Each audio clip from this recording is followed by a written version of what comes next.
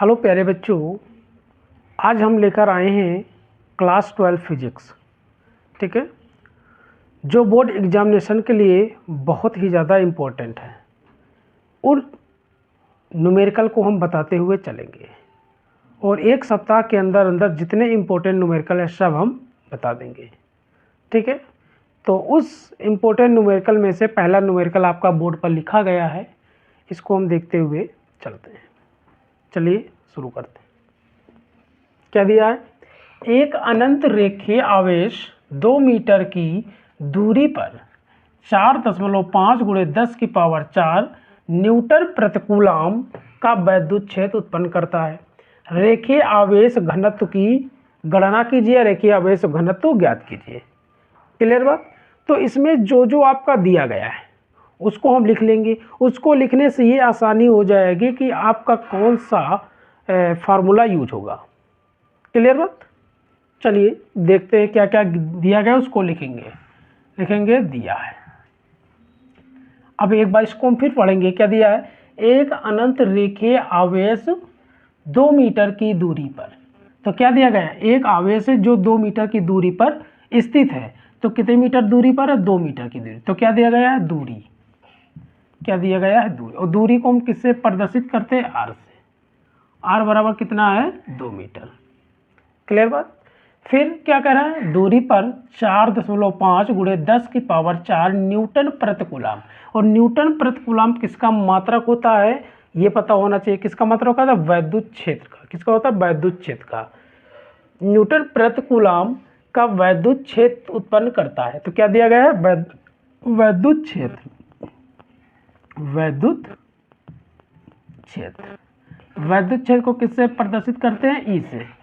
ई बराबर हमारा कितना दिया गया है? 4.5 × 10⁴ न्यूटन प्रतिकूलाम। क्लियर है? रेखीय आवेश घनत्व ज्ञात कीजिए। क्या निकालना है? रेखीय आवेश घनत्व। रेखीय आवेश घनत्व।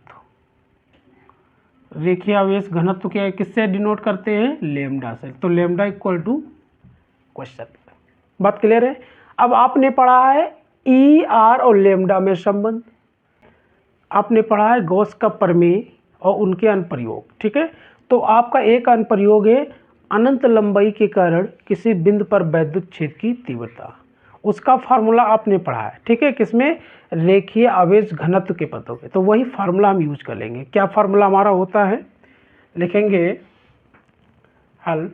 लिखेंगे क्योंकि E इक्वल टू होता है 1/2 πε0 इंटू क्या दिया है? लेमडा। तो ये हो जाएगा लेमडा अपान आर। क्लियर बात? ये हमारा फार्मूला होता है।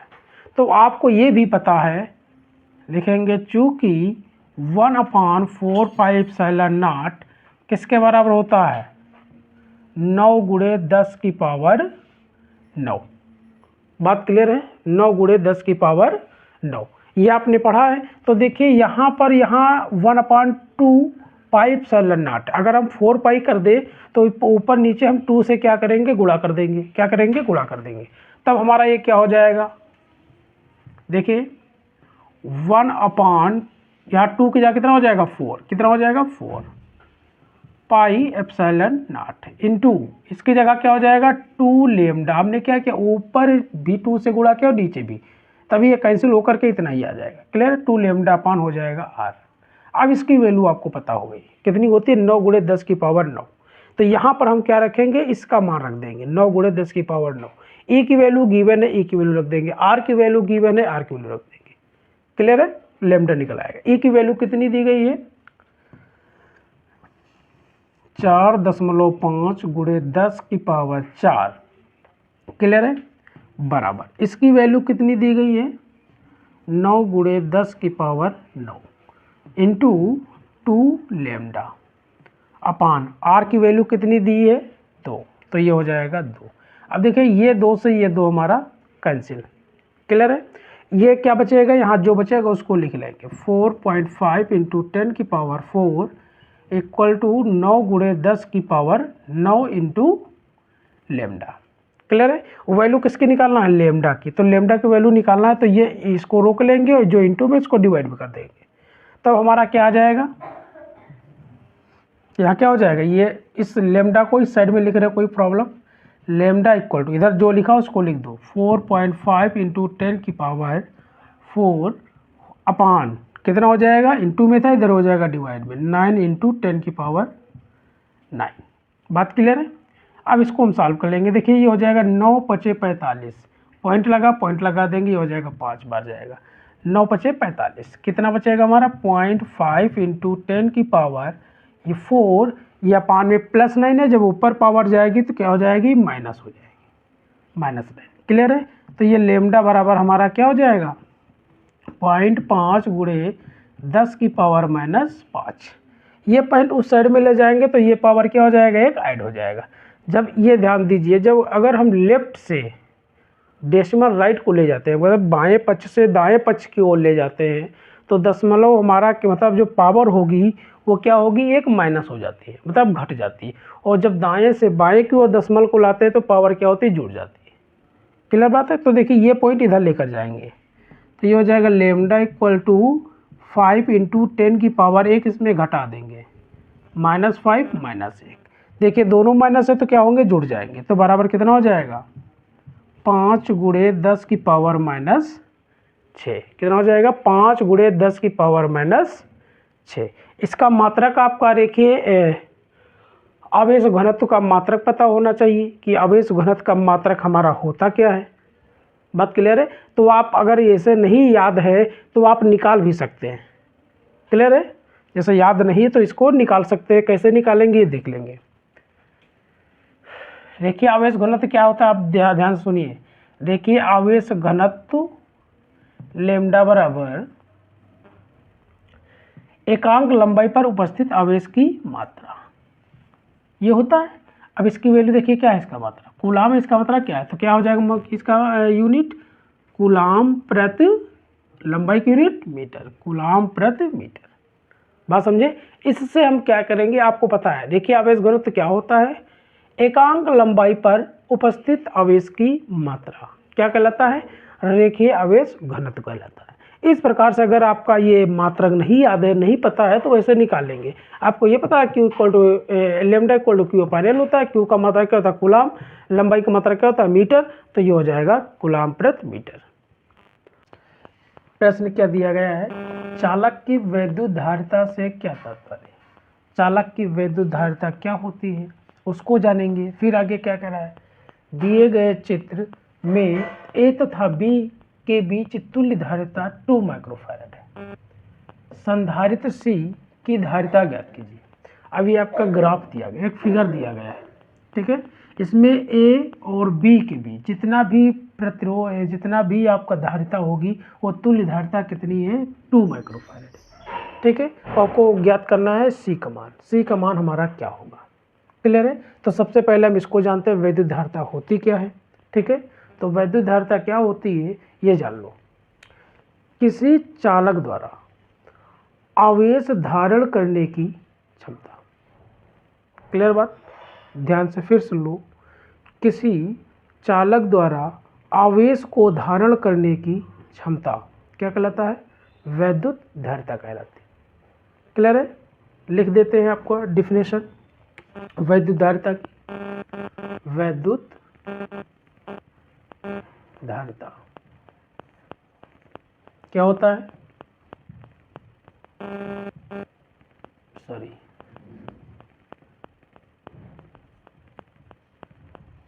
किसी चालक द्वारा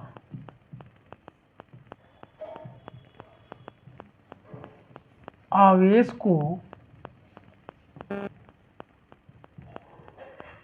धारण करने की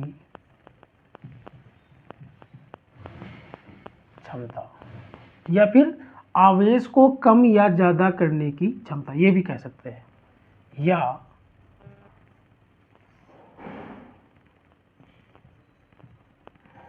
कम या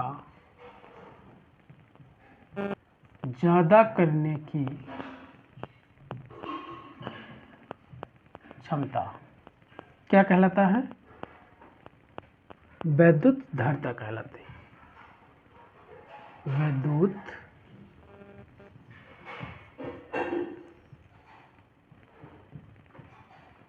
धारिता कहलाती है। बात क्लियर है? ये वैद्युत धारिता हो गई।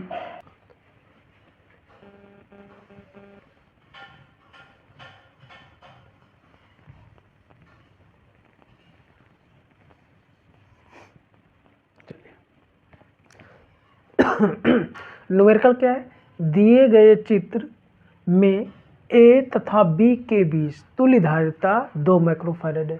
संधारित्र सी की धारिता क्या होगी, याद कीजिए। ठीक है, तो देखिए ये हमारा एक बिंदु है और एक बिंदु हमारा ये है। हमको इन्हीं के बीच सबसे पहले धारिता निकाल लेना, दिमाग में रख लेना। ठीक है, इनके बीच की धारिता दी तभी सी की वैल्यू निकलेगी, तो इनके बीच धारिता आपका जो लास्ट फार्मूला होगा उसको निकाल लेना। क्लियर? तो देखिए ये दोनों संधारित्र, देखिए सबसे पहले क्या अंदर वाले को सॉल्व करेंगे, फिर ऐसे एक दूसरे को सॉल्व करते करते एक संधारित्र इन दोनों के बीच बनाएंगे। क्लियर है? तब हमारे क्या होगी, इसके सी की वैल्यू निकल आएगी। तो देखिए ये दोनों संधारित्र किस क्रम में जुड़े हुए। देखिए इस संधारित्र की जो पहली प्लेट है यहाँ पर जुड़ा हुआ है, किसी बिंदु से जुड़ा हुआ है। इस संधारित्र की जो पहली प्लेट है इसी बिंदु से जुड़ा हुआ है। क्लियर है? और देखिए इस संधारित्र की दूसरी प्लेट है, यहाँ पर जोड़ दो, यहाँ पर जो इसके बीच में कुछ नहीं, ना बैटरी ना संधारित्र, कुछ भी नहीं है। तो इसका मतलब इसका जो दूसरी प्लेट है एक इससे जुड़ा हुआ है, इसकी जो दूसरी प्लेट एक दूसरे से जुड़े हुए हैं, तो इसके क्रम में हो जाएगा, समांतर क्रम हो जाएगा। क्लियर है? तो ये लिखेंगे 2 माइक्रोफैराड तथा 2 माइक्रोफैराड के संधारित्र समांतर क्रम में जुड़े हैं, समांतर क्रम में जुड़े हैं। इनके बीच तुल्य धारिता, इनके बीच टोटल धारिता हमारी क्या होगी, तो उसको मान लेंगे क्या, C1। क्या मान लेंगे? C1। अब समांतर क्रम का फार्मूला पता होना चाहिए। समांतर का फार्मूला क्या था? C1 + C2। तो यहाँ कितना है? 2 माइक्रोफैराड और 2 माइक्रोफैराड। तो क्या हो जाएगा यहाँ पर C1 की जगह 2 माइक्रोफैराड और प्लस दूसरा संधारित्र 2 माइक्रोफैराड। बात क्लियर हुई? अब इसको हम जोड़ देंगे। समांतर क्रम का फार्मूला ये तो होता है, ये हमारा क्या हो जाएगा, 4 माइक्रोफैराड। क्लियर है? यहाँ लिख लेना समांतर क्रम का C बराबर हमारा क्या होता है, C1 + C2। क्लियर है? तो हमने इसके बीच धारिता को C1 मान लिया, इससे कोई प्रॉब्लम नहीं ना। तो यहाँ C की जगह हमने C1 माना और C1 की जगह 2 माइक्रोफैराड है, C2 की जगह 2 माइक्रोफैराड। क्लियर है? तो ये हमारा ग्राफ चेंज हो जाएगा, ये एक संधारित्र बना लेगा। कैसे बन जाएगा ये देखना। ये हो जाएगा हमारा, जैसे बना है बेटा वैसे बनाना है। ये है, ये संधारित्र हो गया एक, दूसरा संधारित्र ये बना, इसको बना लो, ये बन गया, ये हो गया। अब ये 2 संधारित्र एक संधारित्र बनाएंगे, तो उसको एक संधारित्र कहीं भी बना सकते हैं। यहाँ पर बना दो एक। क्लियर है? इधर का जो इसे बना वैसे बना लो इस प्रकार से, और ये हमारा हो जाएगा बी बिंदु। बात क्लियर हुई? अब देखिए ये हमारा संधारित्र इस प्रकार से बन जाएगा, जैसे जो लिखा उसको लिख देंगे 4 माइक्रोफैराड, और ये कितना आया, C1 बराबर कितना आया, 4 माइक्रोफैराड। क्लियर है? अब देखिए ये कितना है, 2 माइक्रोफैराड। अब देखो इनका सिस्टम देखिए क्या है। देखिए ये दोनों जो संधारित्र है किस क्रम में जुड़े हुए, श्रेणी क्रम में। कैसे जुड़े ये भी जान लो। देखिए ये हमारा इसकी प्लेट, पहली प्लेट इससे, इसकी दूसरी प्लेट इससे, तीसरी प्लेट किसी दूसरे बिंदु से, और इसमें देखिए इसका कनेक्शन अलग से है, तो इसका नहीं देखेंगे भी, अब केवल इन दोनों को देखेंगे। तो लिखेंगे 4 माइक्रोफैराड और C1 किस क्रम में जुड़े हुए, श्रेणी क्रम में। किसमें, श्रेणी क्रम में। ये अलग बिंदु से जुड़ा हुआ है, ये तीसरे मतलब संधारित्र से जुड़ा हुआ है, इसलिए ये किस क्रम में हो जाएंगे, श्रेणी क्रम में। तो क्या लिखेंगे, लिखेंगे 4 माइक्रोफैराड तथा C1 श्रेणी क्रम में के संधारित्र के संधारित्र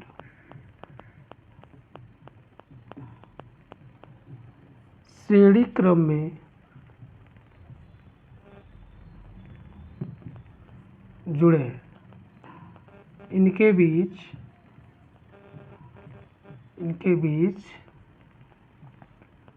तुल्य धारिता। अब इनके बीच तुल्य धारिता निकालेंगे तो श्रेणी क्रम का फॉर्मूला यूज करेंगे। वो क्या होता है 1/c = 1/c1 + 1/c2। क्लियर है। तो यहाँ हम धारिता हम जैसे यहाँ C1 मान लें, इसको मान लेंगे C2, तो ये हो जाएगा 1/c2 = 1 अब C1 के प्लेस पर कितना दिया है 4 माइक्रोफैरड, तो यहाँ हो गया 4 माइक्रोफैरड प्लस 1/c2 के प्लेस पर हमारा क्या हो जाएगा C1 दिया, C1 की वैल्यू कितनी है 4 माइक्रोफैरड, लिख दो 4 C1, ठीक है, या फिर लिख दो 4 माइक्रोफैरड, जैसा भी लिखना चाहो 4 माइक्रोफैरड। देखिए फिर हर बराबर है तो इससे क्या होगा जुड़ जाएगा, तो कितना आ जाएगा 1 + 1 2, 2/4 माइक्रोफैरड। 2 से 2 कैंसिल करो तो क्या आ जाएगा 1/c2 बराबर कितना आ जाएगा 1/4 2 दूना 4 सॉरी 2 आ जाएगा 2 माइक्रोफैरड बराबर 1/2 माइक्रोफैरड। C2 को निकालो, क्रॉस मल्टीप्लाई कर देंगे, C2 को 1 से करेंगे तो ये जाएगा C2 बराबर 2 माइक्रोफैरड को 1 से करेंगे 2 माइक्रोफैरड। अब ये ग्राफ फिर कन्वर्ट हो जाएगा, फिर चेंज हो जाएगा, ये दोनों मिल करके एक संधारित्र का निर्माण फिर कर लेंगे। क्लियर बात, ये दोनों मिल करके एक संधारित्र का निर्माण कर लेंगे। अब उसको फिर हम देखते हैं। क्लियर, चलिए ये नोट कर लो, इरेज कर दे।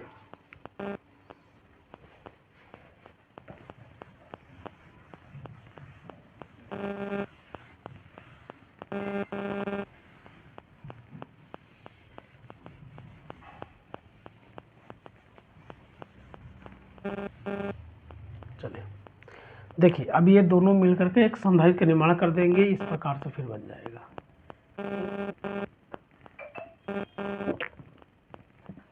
कहीं भी बना सकते हो, इधर का जैसे बना सब बना दो, यहाँ बना लो, जहाँ भी बनाना आप चाहो।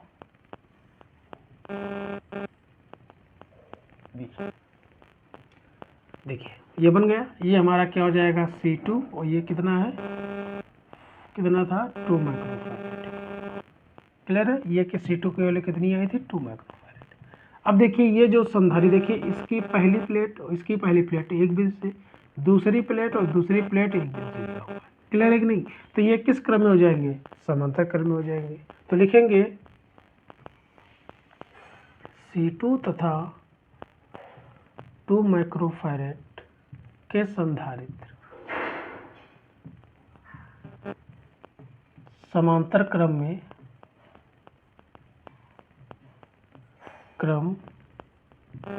में जुड़े हैं,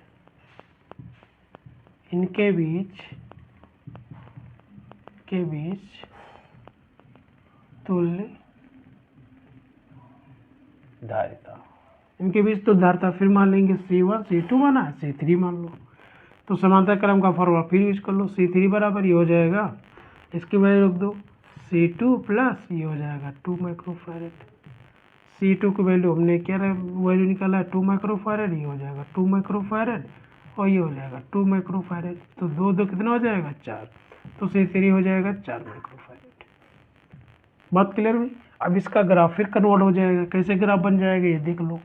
अब दोनों संधारित्र मिलकर के एक संधारित्र बनाएंगे तो हमारा क्या बच जाएगा, ये बिंदु ए हो गया, ऐसे बन जाएगा, एक ये हो गया, दोनों मिलकर एक बना लेते हैं, एक और संधारित्र बना दे इस प्रकार से, और ये हो जाएगा बिंदु बी, ये हो जाएगा C3 बराबर 4 माइक्रोफैरड और ये हो जाएगा C। ठीक है, अब इन दोनों के बीच कितनी धारिता हमारी दी गई है, दी गई है कितना 2 माइक्रोफैरड की धारिता, इनके बीच की टोटल धारिता कितनी है 2 माइक्रोफैरड। क्लियर, ये ग्राफ आपका कन्वर्ट हो गया इस प्रकार से। अब इस लिखेंगे ए तथा बी के बीच की तुल्य धारिता, ये किस क्रम में जुड़े हुए, फिर वही फिर किया, ये अलग बिंदु से है, ये अलग बिंदु से, तो इसका किस क्रम में हो जाएंगे श्रेणी क्रम में हो जाएंगे। तो लिखेंगे C तथा C3 श्रेणी क्रम में जुड़े हुए हैं। तो अब इनके बीच तुल्य धारिता निकालो।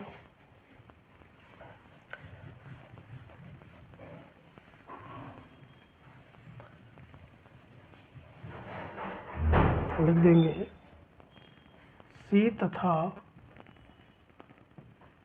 C3 के संधारित्र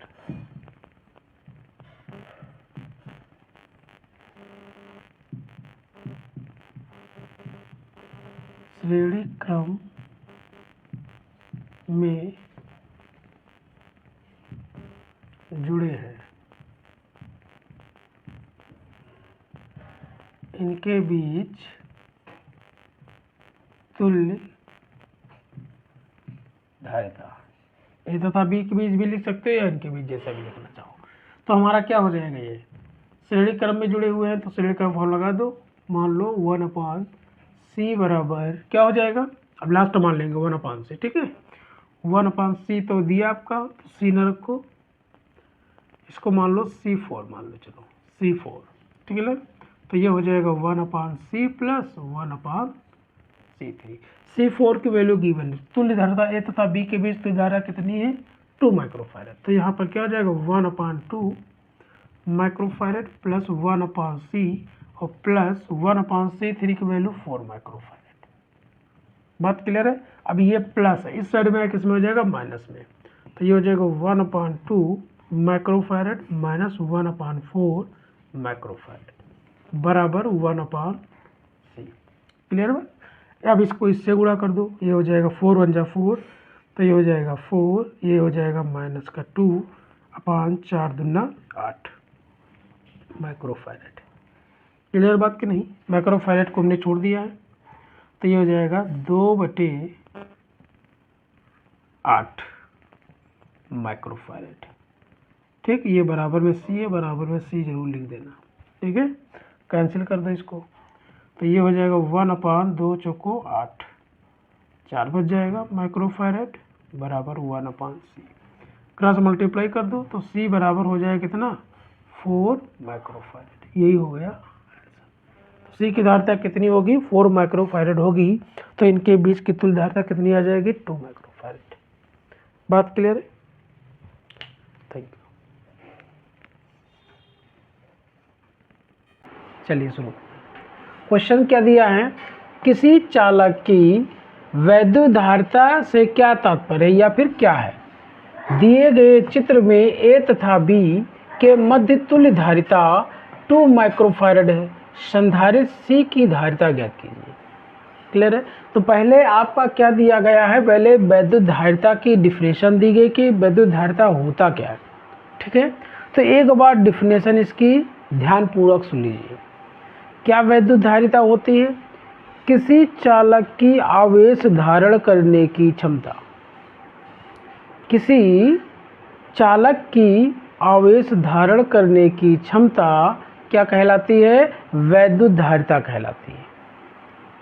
इसको हम C से प्रदर्शित करते हैं और इसका मात्रक फैरड होता है। क्लियर हुई। एक बार फिर से सुन लो, किसी चालक की आवेश धारण करने की क्षमता वैद्युत धारिता कहलाती है। बात क्लियर हुआ, कोई दिक्कत, ठीक है। चलिए आगे देखते हैं।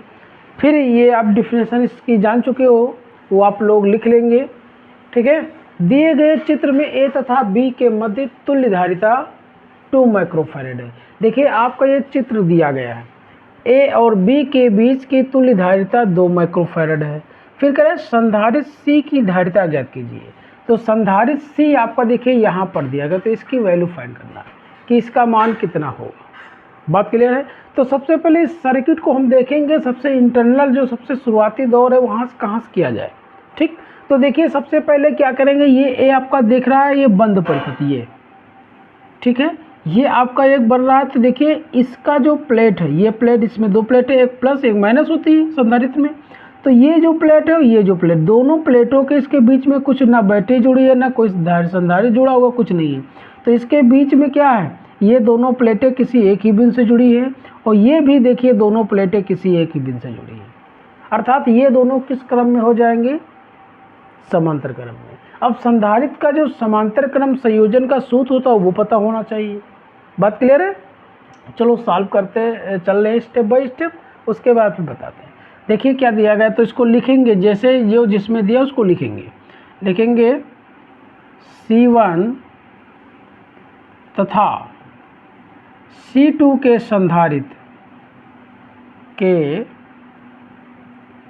संधारित्र समांतर क्रम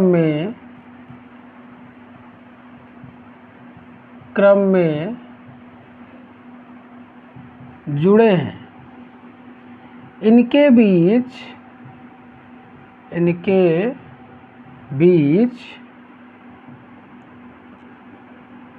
तुल्य धारिता। बात क्लियर है? ये समांतर क्रम में जुड़े हुए हैं, तो समांतर क्रम की जो तुल्य धारिता होती है वो क्या होती है? C = C1 + C2, यही फार्मूला होता है। तो समांतर क्रम संधारित्र की धारिता क्या होता है? C = C1 + C2। अब यहाँ देखिए अभी एक ही है, अभी बहुत सारे इसको सॉल्व करना पड़ेगा कि बहुत सारे बंद परिपथ बनेंगे, तो C की वैल्यू बहुत सारी है, तो इसको मान लेंगे क्या है? C डैश है। क्या है? C dash. अब C डैश निकाल लो, तो C डैश कितना हो जाएगा? C1 की वैल्यू कितनी है? 2 माइक्रोफैरड प्लस C2 की वैल्यू कितनी है? 2 माइक्रोफैरड। क्लियर है? और 2 कितना हो जाएगा? 4, अर्थात कितना आ जाएगा? 4 माइक्रोफैरड। ये बात क्लियर हुई। अब इस जो चित्र बना हुआ है देखिए, 2 संधारित्र मिल करके एक संधारित्र बना है, वो कौन सा आया? C dash. क्लियर? अब इस चित्र को बदल देंगे, फिर इसके बाद स्टेप ये चित्र पहले बनाएंगे।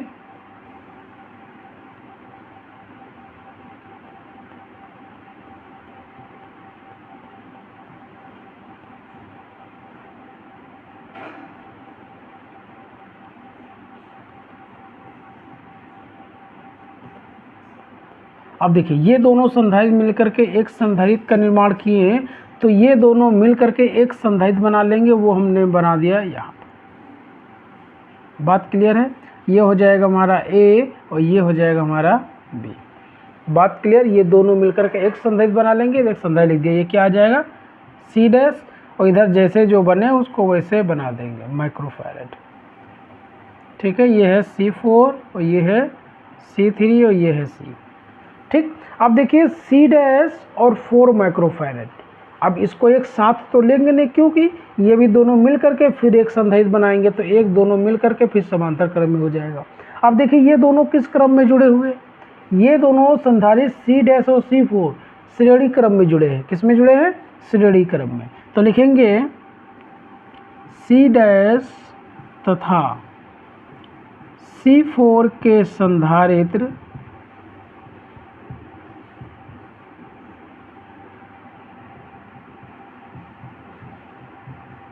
श्रेणी क्रम में जुड़े हैं। इनके बीच तुल्य धारिता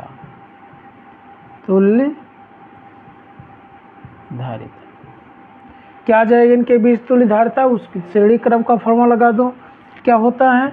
1/C = यहाँ C डैश मानना था, यहाँ C डबल डैश मान लेंगे, फिर 1/C4 और प्लस 1/C डैश, ये आ जाएगा। अब इसकी वैल्यू निकाल लो।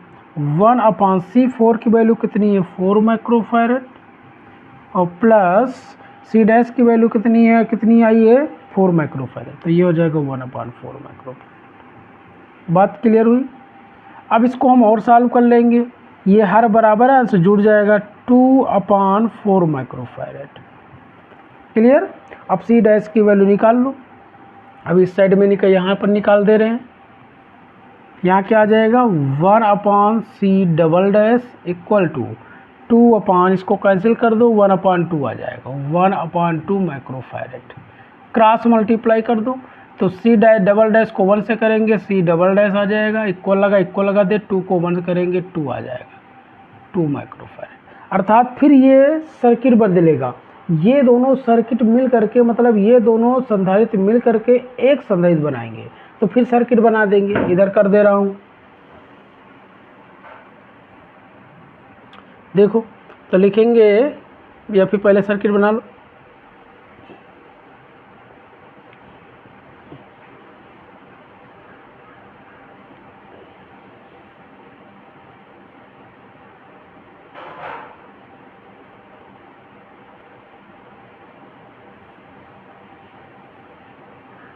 ये इस प्रकार का होगा।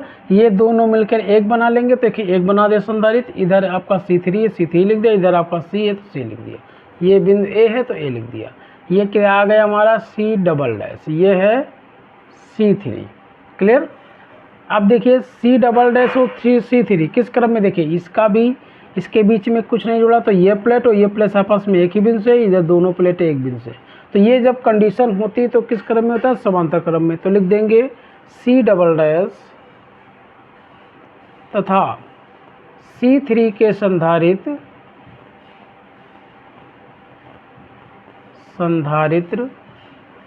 समांतर क्रम में जुड़े हैं, समांतर क्रम में जुड़े हैं। इनके बीच तुल्य धारिता क्या फार्मूला, फिर वही हो जाएगा C ट्रिपल डैश मान लेंगे, डबल डैश माना था ट्रिपल डैश, तो ये हो जाएगा C3 plus C double dash equal to C3 की वैल्यू कितनी दी गई है 2 माइक्रोफैरेड, तो ये हो जाएगा 2 माइक्रोफैरेड, यहाँ लिख दो 2 माइक्रोफैरेड। और इस C डबल डैश की वैल्यू क्या फाइंड की हमने 2 माइक्रोफैरेड, ये हो जाएगा 2 माइक्रोफैरेड।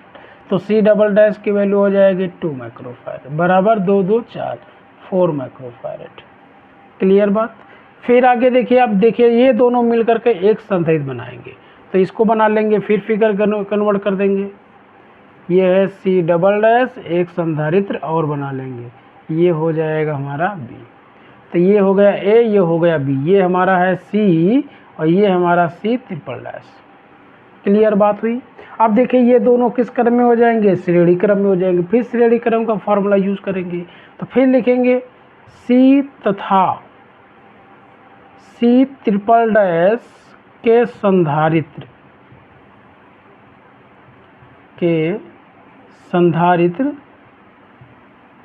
श्रेणी क्रम में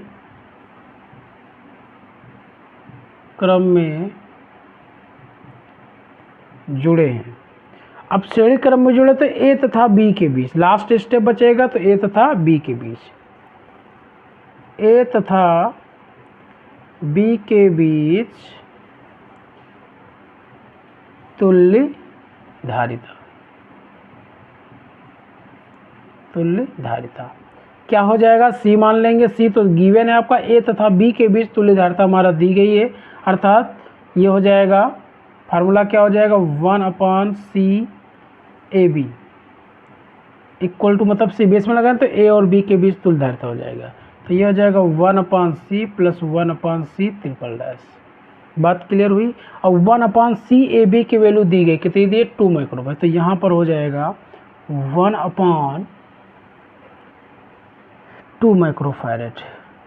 microfarad equal to 1/C plus इसकी वैल्यू क्या निकाला हमने 4 माइक्रोफैरेड, 1/4 माइक्रोफैरेड। बात क्लियर है। अब ये प्लस इधर आएगा माइनस हो जाएगा, डिसिम्प्लाई लगाएंगे तो 1/C इक्वल टू हो जाएगा 1/2 माइक्रोफैरेड माइनस 1/4 माइक्रोफैरेड। हर बराबर कर दो चाहे तो, या फिर गुणा कर दो इसे, 4 एक कम 4 हो जाएगा, 2 एक कम 2 हो जाएगा, बटे में 4 दूना हो जाएगा 8 बराबर हो जाएगा 2/8, 2 एक कम 2 2 चौको 8 1/2। तो C बराबर कितना आ जाएगा हमारा, जो C की वैल्यू होगी, तो C बराबर माइक्रोफैरेड लिखा, माइक्रोफैरेड लिख देना, तो C बराबर हो जाएगा क्रॉस मल्टी, C को 1 से करेंगे C आ जाएगा, 2 को 1 से करेंगे 2 आ जाएगा, 2 माइक्रोफैरेड। ठीक, लास्ट में फिर एक ग्राफ बना देना ऐसे। क्लियर है, अर्थात ये C की वैल्यू हो जाएगी A है, ये B है, C की वैल्यू हो जाएगी 2 माइक्रोफैरेड। बात क्लियर हुई। एक बार दोबारा फिर से समझ लो, ठीक है, जिससे आगे चलकर दिक्कत ना हो।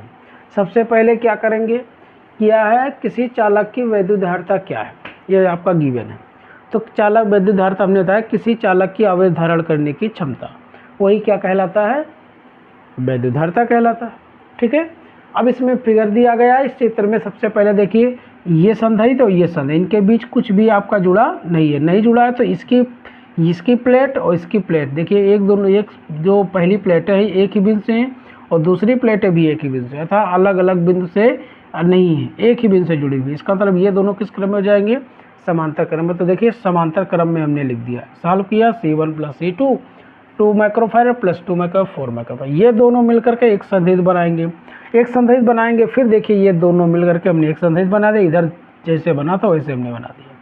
क्लियर, ये हो गया, हमने C' मान लिया है। ठीक, फिर ये दोनों देखिए ये और ये किस क्रम में हो जाएगा, श्रेणी क्रम में।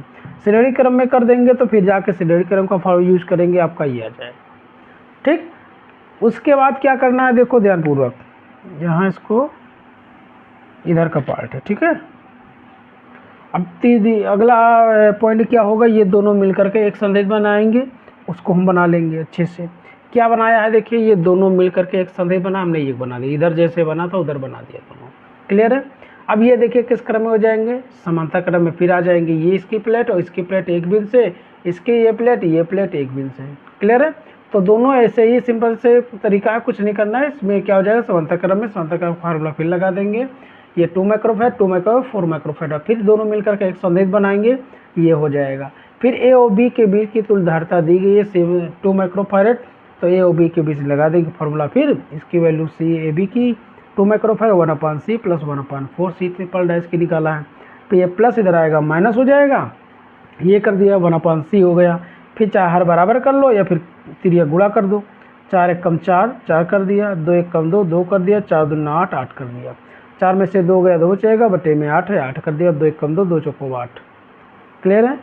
2 × 1 = 2, 2 × 4 = 8, यहाँ तो 2 लिखा है, गलत है, 2 × 4 = 8। क्लियर है। 4 बचेगा, 2 × 1 = 2, 2 × 4 = 8, 4 हो जाएगा, 4 माइक्रोफैरड। अर्थात ये आपका जो आएगा, क्रॉस मल्टीप्लाई करेंगे 4 माइक्रोफैरड आएगा। बात क्लियर है। आधारित चैप्टर से एक अंकित प्रश्न हो जो बोर्ड एग्जाम के लिए बहुत ही ज़्यादा इम्पोर्टेंट है। चलिए देखते हैं क्या क्वेश्चन कह रहा है। एक समांतर प्लेट संधारित्र की प्लेट का व्यास 6 सेंटीमीटर है तथा उसमें परावैद्युत के रूप में वायु भरी है। इस संधारित्र की धारिता 200 सेंटीमीटर वाले व्यास वाले गोले के समान हो तो इसकी प्लेटों के बीच की दूरी याद कीजिए। ये बात क्लियर है। चलो देखते हैं, फिर दोबारा एक बार ग्राफ के माध्यम से समझ लेते हैं। करें एक समांतर प्लेट संधारित्र की प्लेट का व्यास। सबसे पहले क्या करेंगे, समांतर प्लेट बना लो इसे, ये मान लेंगे एक प्लेट ये हो गई और दूसरी प्लेट ये हो गई। क्लियर है। ये समांतर प्लेट बन गई। इसका व्यास दिया गया है 6 सेंटीमीटर। इसका व्यास कितना है, 6 सेंटीमीटर। ये कुछ दूरी पर मान लें, कितनी दूरी पर रखे, d दूरी पर रखे। क्लियर है। फिर उसमें परावैद्युत के रूप में वायु भरी, और इसके बीच में क्या भरी है, वायु भरी है। क्या है, वायु। फिर कह रहा है यदि इस संधारित्र की धारिता, किसकी, इस संधारित्र की जो धारिता है, समांतर प्लेट संधारित्र की धारिता 200 सेंटीमीटर व्यास वाले गोले के समान हो। एक संधारित्र और हो यदि गोलीय संधारित्र जिसे कहते हैं, इसकी धारिता के समान। इसकी धारिता कितनी है, इसका व्यास कितना है आपका, इसका व्यास दिया गया है 200 सेंटीमीटर। बात क्लियर है। तब कह रहा प्लेटों के बीच की दूरी क्या हो, इसकी धारिता बराबर इसकी धारिता। क्लियर है। चलिए अब जो गिवन है उसको हम लिख लेते हैं। क्या क्या दिया गया है, दिया है, देखिए समांतर प्लेट संधारित्र का व्यास दिया गया है, अर्थात d1 दिया गया है व्यास। इसको मान लेंगे d1 बराबर कितना है, 6 सेंटीमीटर। 1 सेंटीमीटर में कितना मीटर होता है, 10⁻⁻2 मीटर। तो यहाँ क्या हो जाएगा, 6 × 10⁻⁻2 मीटर। बात क्लियर हो गई। फिर क्या रहा है, इसमें परावैद्युत के रूप में वायु भरी। यदि इस संधारित्र की धारिता 200 सेंटीमीटर व्यास वाले गोली के समान। अब क्या दिया है, दूसरा d2 दिया गया है, गोलीय संधारित्र का व्यास दिया गया है। व्यास d2 बराबर कितना है, 200 सेंटीमीटर। इसको भी मीटर में कन्वर्ट कर लो तो कितना आ जाएगा, 200 × 10⁻⁻2 मीटर। क्लियर। अब इसको देखिए, यहाँ इसको लिख सकते हैं 2 गुणे 10 की पावर -2, और ये हो जाएगा 2 जीरो है प्लस का 2, तो कितना आ जाएगा, ये आ जाएगा 2 मीटर। कितना आ जाएगा, 2 मीटर। तो D2 कितना आ जाएगा, 2 मीटर। क्या निकालना है, तो इसके प्लेटों के बीच की दूरी क्या होगी, अर्थात प्लेटों के बीच की दूरी निकालना है। क्या निकालना है, प्लेटों के बीच की दूरी, प्लेटों के बीच की दूरी D बराबर क्वेश्चन मार्क। ये बात क्लियर हुई। चलिए अब पहले समांतर प्लेट संधारित्र की धारिता का सूत्र लगाएंगे। क्या होता है, लिखेंगे समांतर प्लेट संधारित्र की धारिता, समांतर प्लेट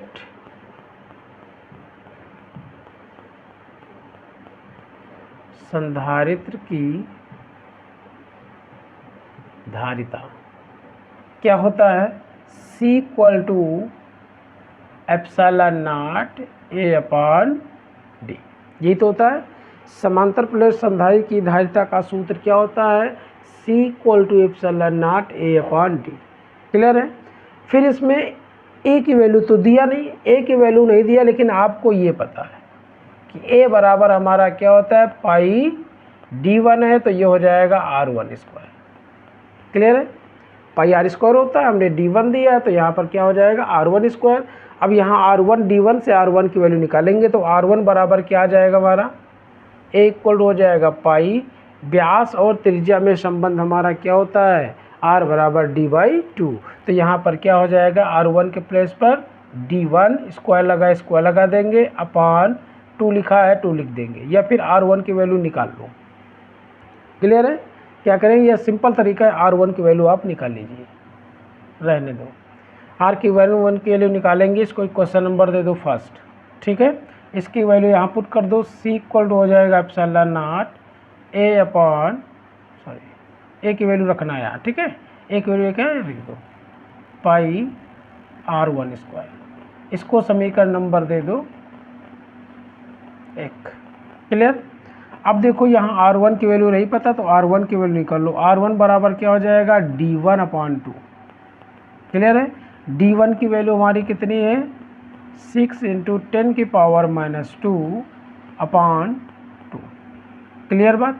अब देखो यहाँ R1 दिया, R1 की वैल्यू क्या है, इसको कैंसिल कर दो, ये हो जाएगा 3 × 10 की पावर -2 मीटर। ये बात क्लियर हो गई। अब क्या करेंगे, यही R1 की वैल्यू यहाँ रख देंगे, तो यहाँ C बराबर क्या आ जाएगा, इसीलिए C इक्वल टू हो जाएगा एप्सिलॉन नॉट पाई R1 की वैल्यू हो जाएगी 3 × 10 की पावर -2 अपॉन, ये हो जाएगा D। इसको समीकरण नंबर 2 दे दो। बात क्लियर है। अब गोलीय संधारित्र की धारिता का सूत्र लगा दो। तो गोलीय संधारित्र की धारिता क्या होती है, गोलीय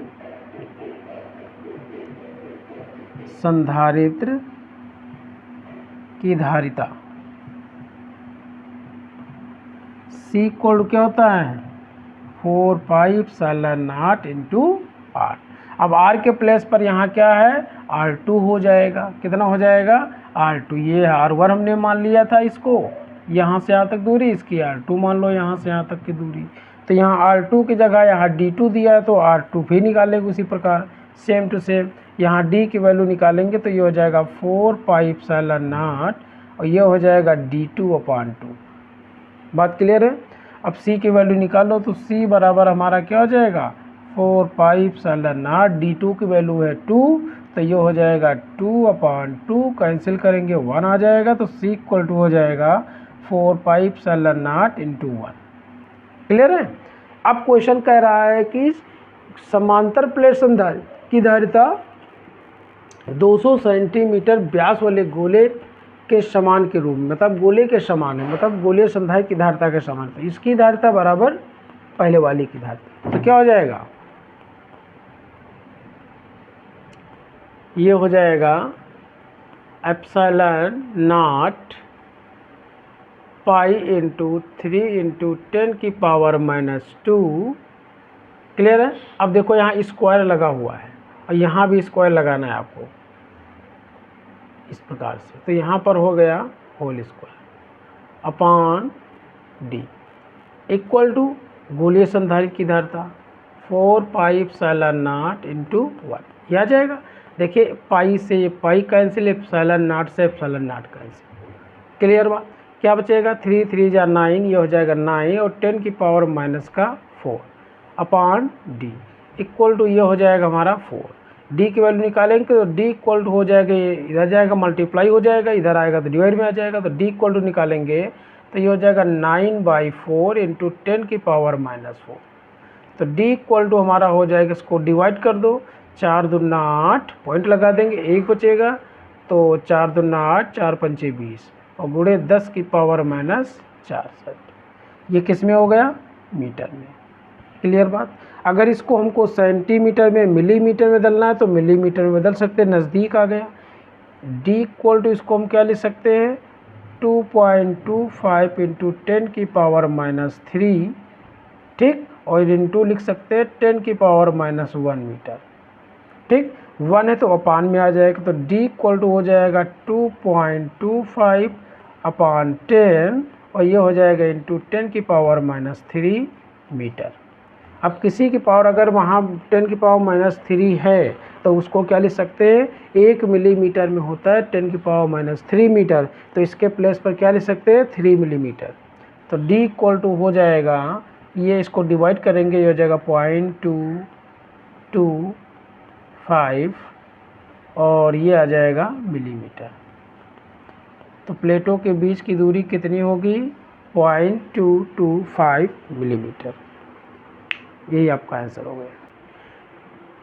न्यूमेरिकल आपका बोर्ड पर लिखा हुआ है, कह रहा है एक इलेक्ट्रॉन 500 वोल्ट के विभवांतर से त्वरित किया जाता है, वह कितनी चाल प्राप्त कर लेगा। क्लियर है। एक बार दोबारा फिर पढ़ लेते हैं। एक इलेक्ट्रॉन 500 वोल्ट के विभवांतर से त्वरित किया जाता है, वह कितनी चाल प्राप्त कर लेगा। ठीक है। अब इसमें जो गिवन है उसको पहले लिख लेंगे, ज़्यादा दिमाग कार्य करेगा कि इसमें कौन सा फार्मूला यूज होगा। तो क्या दिया गया है, सबसे पहले लिखेंगे दिया है, कह रहा है एक इलेक्ट्रॉन 500 वोल्ट के विभवांतर से त्वरित किया जाता है। तो क्या दिया, इलेक्ट्रॉन का विभवांतर, इलेक्ट्रॉन का विभवांतर, विभवांतर को किससे डिनोट करते हैं डेल्टा वी से। तो डेल्टा वी बराबर हमारा कितना है 500 वोल्ट। क्लियर है। फिर कह रहा है कि वह कितनी चाल प्राप्त कर लेगा। तो क्या निकालना है, इलेक्ट्रॉन की चाल, इलेक्ट्रॉन की चाल, इलेक्ट्रॉन की चाल को हम वी से डिनोट करते हैं, V equal to question mark. बात क्लियर है। आपने पढ़ा वैद्युत विभव का फार्मूला, जब एकांक धन आवेश को अनंत से किसी बिंदु तक लाने में जो कार्य होता है वही क्या कहलाता है, वैद्युत विभव। ठीक है। और यही जो कार्य होगा वो किस में कन्वर्ट हो जाएगा, ऊर्जा में। किस में कन्वर्ट हो जाएगा, ऊर्जा में। आपने पढ़ा है चूंकि V बराबर क्या होता है W/Q। क्लियर है। और यहाँ V आपका क्या है, विभवांतर। V के प्लेस पर क्या होगा, डेल्टा V आ जाएगा, अर्थात यहाँ पर हो जाएगा डेल्टा V। क्लियर है। और W यहाँ पर क्या होगा, यहाँ पर W क्या होगा, ऊर्जा। यही कार्य किस में कन्वर्ट हो जाता है, ऊर्जा में। तो U बराबर हमारा क्या हो जाएगा, डेल्टा V इक्वल टू आ जाएगा U/Q। U की वैल्यू यहाँ से हम फाइंड कर लेंगे, तो क्रॉस मल्टीप्लाई करेंगे, U को 1 से मल्टीप्लाई करेंगे U आ जाएगा, Q को डेल्टा V से मल्टीप्लाई करेंगे Q इंटू डेल्टा V आ जाएगा। ये बात इतनी क्लियर हुई। अब इसके बाद हम क्या देखेंगे, आपने पढ़ा इलेक्ट्रॉन की चाल, स्थितिज ऊर्जा आपने पढ़ा है, क्या होता है U बराबर द्रव्यमान तथा चाल में संबंध और ऊर्जा में। तो U बराबर आपने पढ़ा 1/2 हाफ mv²। V क्या यहाँ पर चाल है, m क्या इलेक्ट्रॉन का द्रव्यमान है। बात क्लियर। U क्या ऊर्जा है। अब देखिए इसको हम क्वेश्चन नंबर दे देंगे फर्स्ट और ये क्वेश्चन नंबर दे देंगे सेकंड। क्लियर है। अब समीकरण 1 से इसकी वैल्यू यहाँ पुट कर देंगे, दोनों की वैल्यू मतलब ये आपका V की वैल्यू फाइंड हो जाएगी। क्लियर है। तो लिख देंगे समीकरण 1 तथा समीकरण 1 तथा समीकरण 2 से रख दो वैल्यू। तो u की वैल्यू पुट कर देंगे 1/2 m v square equal to q into delta V. Cross multiply कर दो अपान में, इधर जाएगा मल्टीप्लाई में हो जाएगा, ये हो जाएगा M V square equal to 2q delta V. v की वैल्यू फाइंड करना है तो v रोक लो और सबको इधर कर दो, स्क्वायर जाएगा इधर हो जाएगा रूट में, इनटू में इधर हो जाएगा डिवाइड में। ये जैसे लिखा वैसे लिख दो 2q डेल्टा v अपान m। ये बात क्लियर हुई। अब v की वैल्यू फाइंड कर लो। v की वैल्यू हमारी क्या, इलेक्ट्रॉन की चाल क्या हो जाएगी, ये हो जाएगा √2 लिखा है 2 लिख दो। क्यों, अब इलेक्ट्रॉन पर कितना आवेश होता है तो वो q की वैल्यू क्या आ जाएगी 1.6 इंटू 10 की पावर माइनस 19। इलेक्ट्रॉन पर आवेश कितना होता है 1.6 इंटू 10 की पावर माइनस 19। तो q की वैल्यू कितनी हो जाएगी 1.6 इंटू 10 की पावर माइनस 19।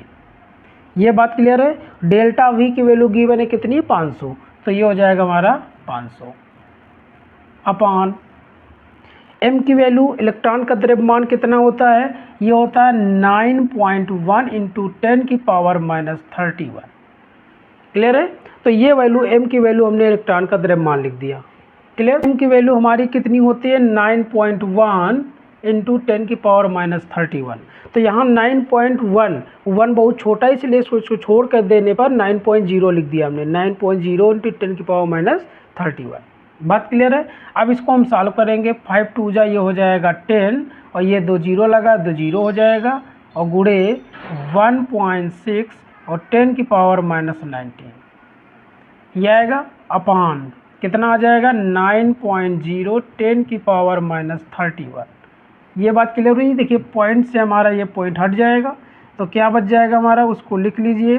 ये हो जाएगा, देखिए यहाँ 10 की पावर माइनस 19 और 3 भी 0 हैं तो 10 की पावर 3 हो जाएगा। गुड़ इसको जोड़ेंगे, गुणा करने पर घाते जुड़ जाती है तो क्या बचेगा, ये हो जाएगा 16 इंटू 10 की पावर 3 घटा दो इसमें माइनस का 16, ये माइनस ऊपर जाएगा प्लस का हो जाएगा, ये हो जाएगा 31 बटे में कितना आ जाएगा 9। ये बात क्लियर हो गई। तो v इक्वल टू हमारा कितना आ जाएगा, देखिए ये हो जाएगा √16/9 इंटू ये हो जाएगा 10 की पावर हमारा कितना आ जाएगा, और देखिए यहाँ 0 लिखा है, 0 भी लिखना है साथ में, ये जान लीजिए। ये देखिए ठीक है, देखिए पॉइंट है हटा दिया, 0 बचेगा 90 हो जाएगा पूरा, तो 90 लिख दिया इंटू ये हो जाएगा 10 की पावर कितना 15, कितना होगा 50।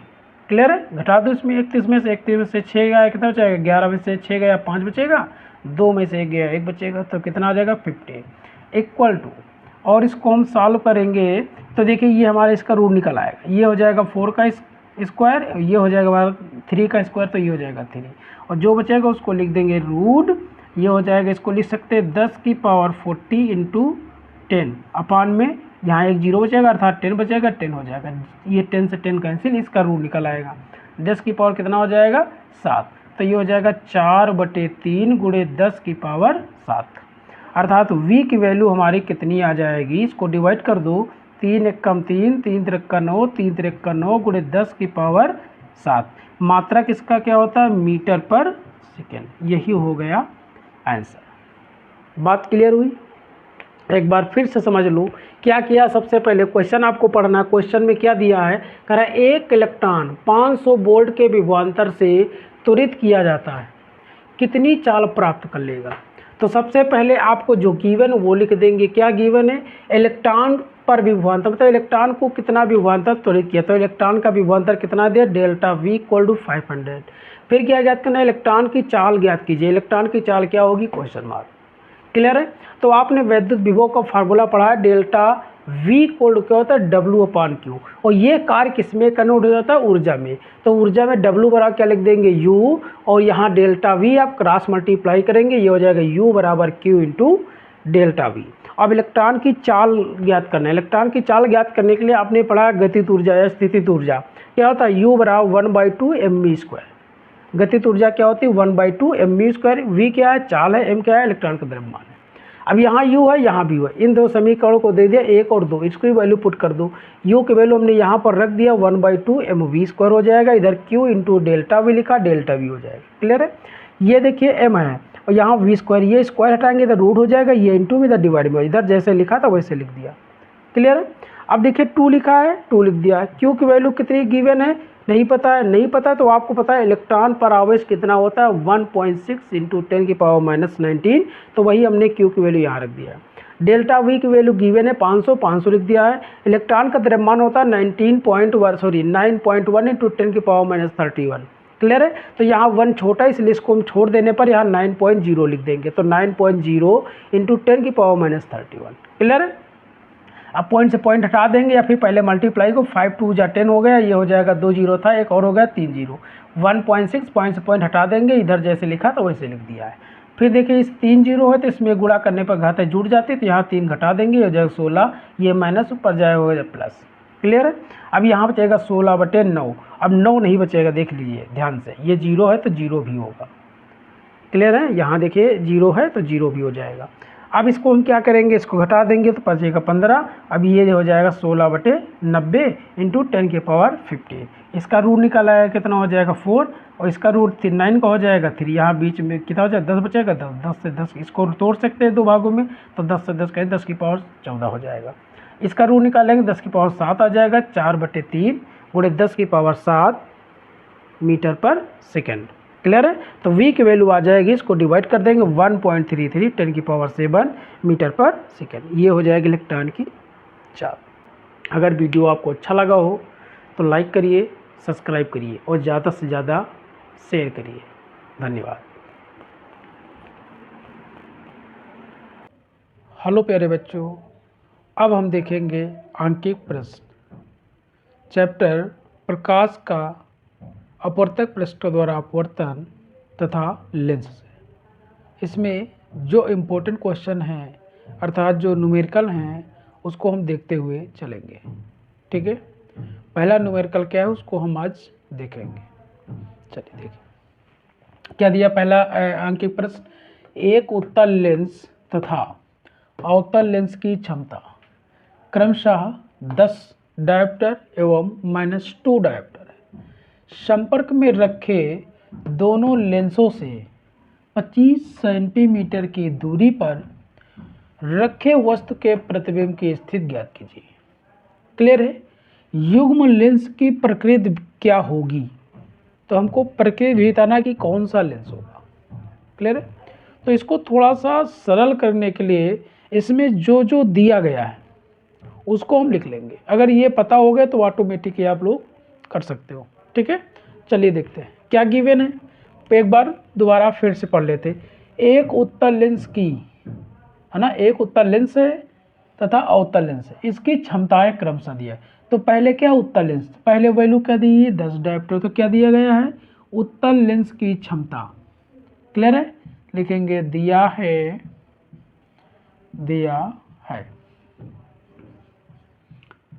उत्तल लेंस की क्षमता। क्लियर है?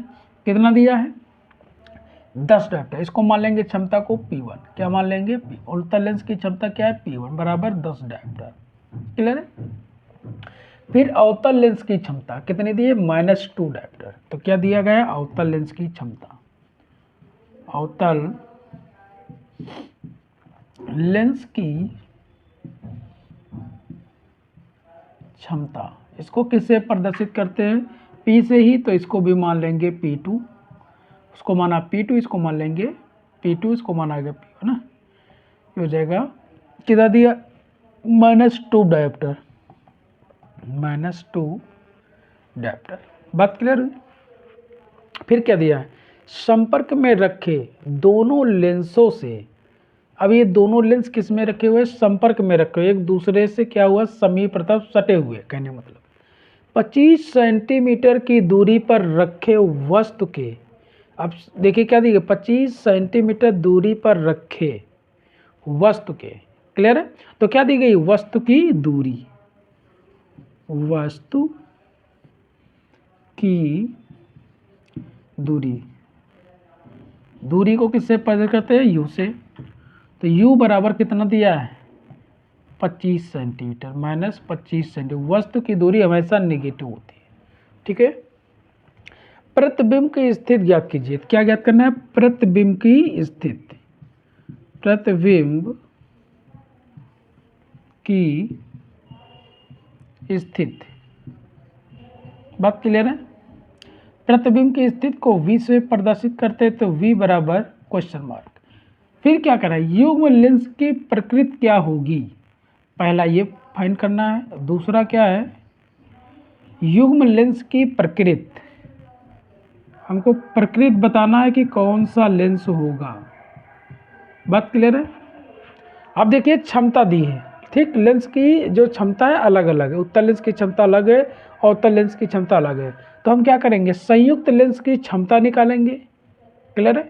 तो संयुक्त लेंस की क्षमता निकालने के लिए क्या करेंगे, दोनों को हम ऐड कर देंगे। क्लियर है। तो देखेंगे संयुक्त लेंस की क्षमता,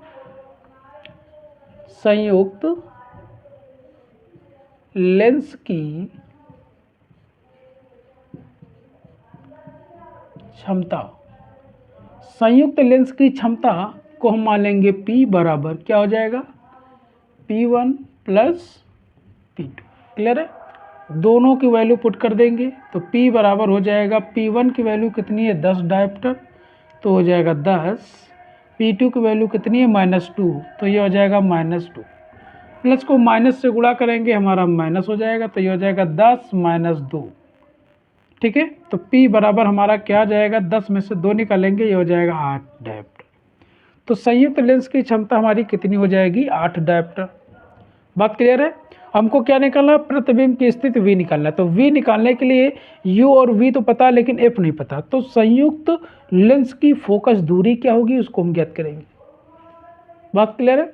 तो संयुक्त लेंस की फोकस दूरी और क्षमता में संबंध आप पढ़े हैं, ठीक है। क्या होता है वो हम लिखेंगे चूंकि F इक्वल टू हमारा क्या होता है, 1/P।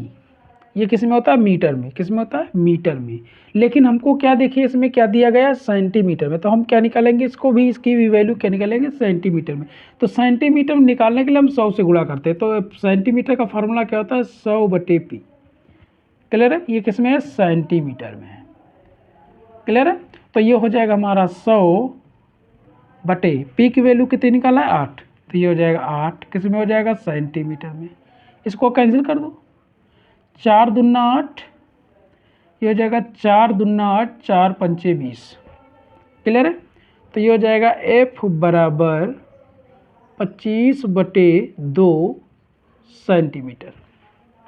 F की वैल्यू निकल आएगी।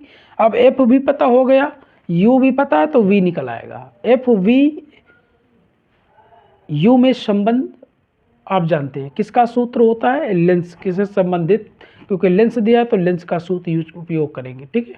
तो लेंस का सूत्र हमारा क्या होता है, 1/F equal to 1/V minus 1/U। Clear है। तो इसी सूत्र का हम उपयोग करेंगे। स्क्रीनशॉट लेना चाहते हो स्क्रीनशॉट ले सकते हो।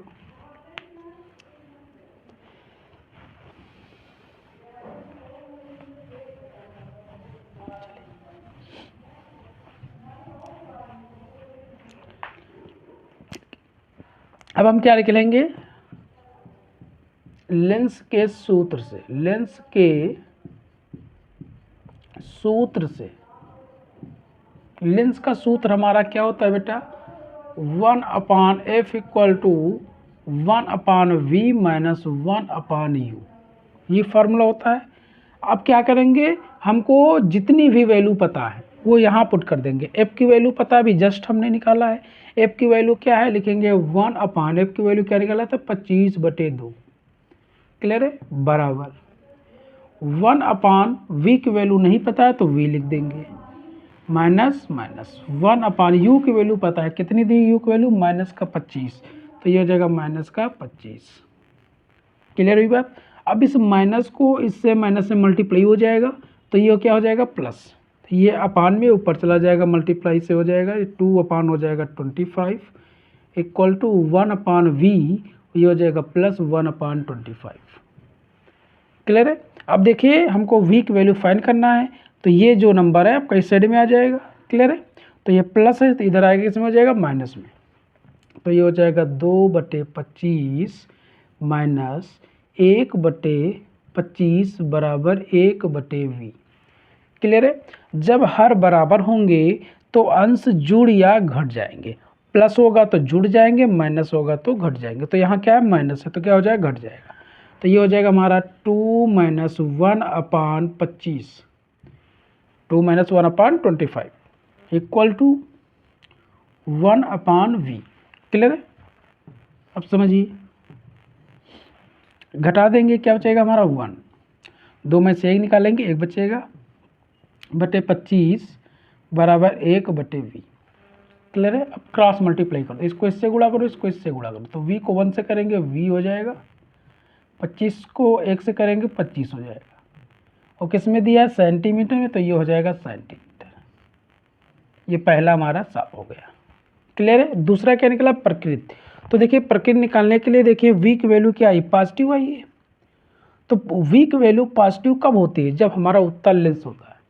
उत्तल लेंस में जितना भी प्रतिबिंब बनता है, एक स्थिति होती है जो आपकी निगेटिव आता है, जो स्थिति होगी प्रतिबिंब की वो निगेटिव होती है, लेकिन सभी और स्थितियों में क्या होता है, पॉजिटिव। तो देखिए इसमें वैल्यू क्या आई, पॉजिटिव आई। पॉजिटिव आई है तो पॉजिटिव किस में होगा, उत्तल लेंस में होगा। क्लियर है। उत्तल लेंस में प्रतिबिंब हमेशा क्या बनता है, पॉजिटिव बनता है, धनात्मक होता है। तो देखिए उत्तल लेंस की जो प्रतिबिंब की स्थिति है वो कितनी आ गई, 25। क्लियर है। तो इसका मतलब प्रकृत क्या हो जाएगी, इसकी जो प्रकृत होगी वो क्या होगी, उत्तल लेंस होगी। क्या होगी, उत्तल लेंस।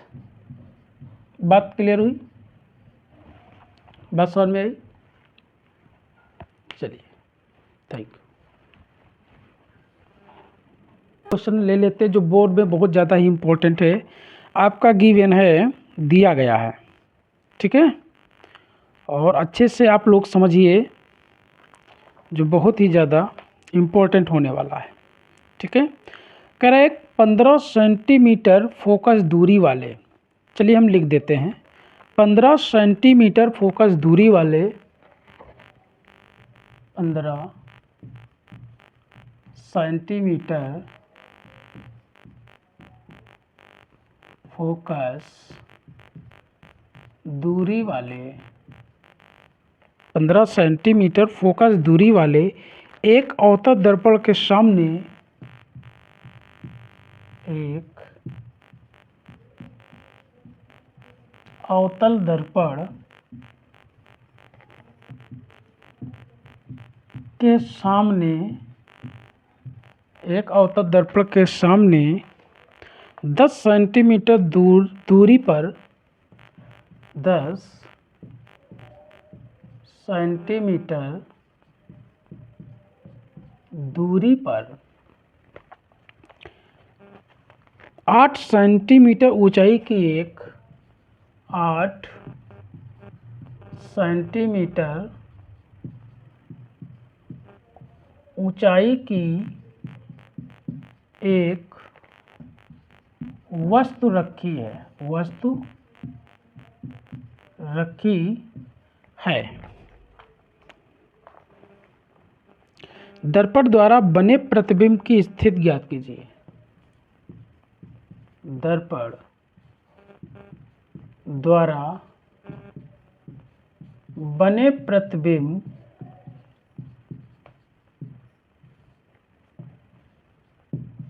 की स्थिति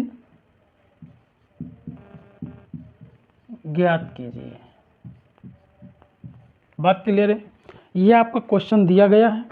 चलिए एक बार फिर से पढ़ लेते हैं, फिर इसको हम क्या करते हैं, हल करते हैं। क्या दिया है, 15 सेंटीमीटर फोकस दूरी वाले। तो देखिए अच्छे से पढ़िए, 15 सेंटीमीटर फोकस दूरी, तो क्या दिया गया, फोकस दूरी। लिखते हुए चले जा रहे हैं जो जो आपका गिवन है, इससे आपके माइंड में कौन सा फार्मूला लगेगा, तुरंत आ जाएगा। क्लियर है। तो क्या गिवन है, 15 सेंटीमीटर फोकस दूरी। तो क्या दिया है, फोकस दूरी।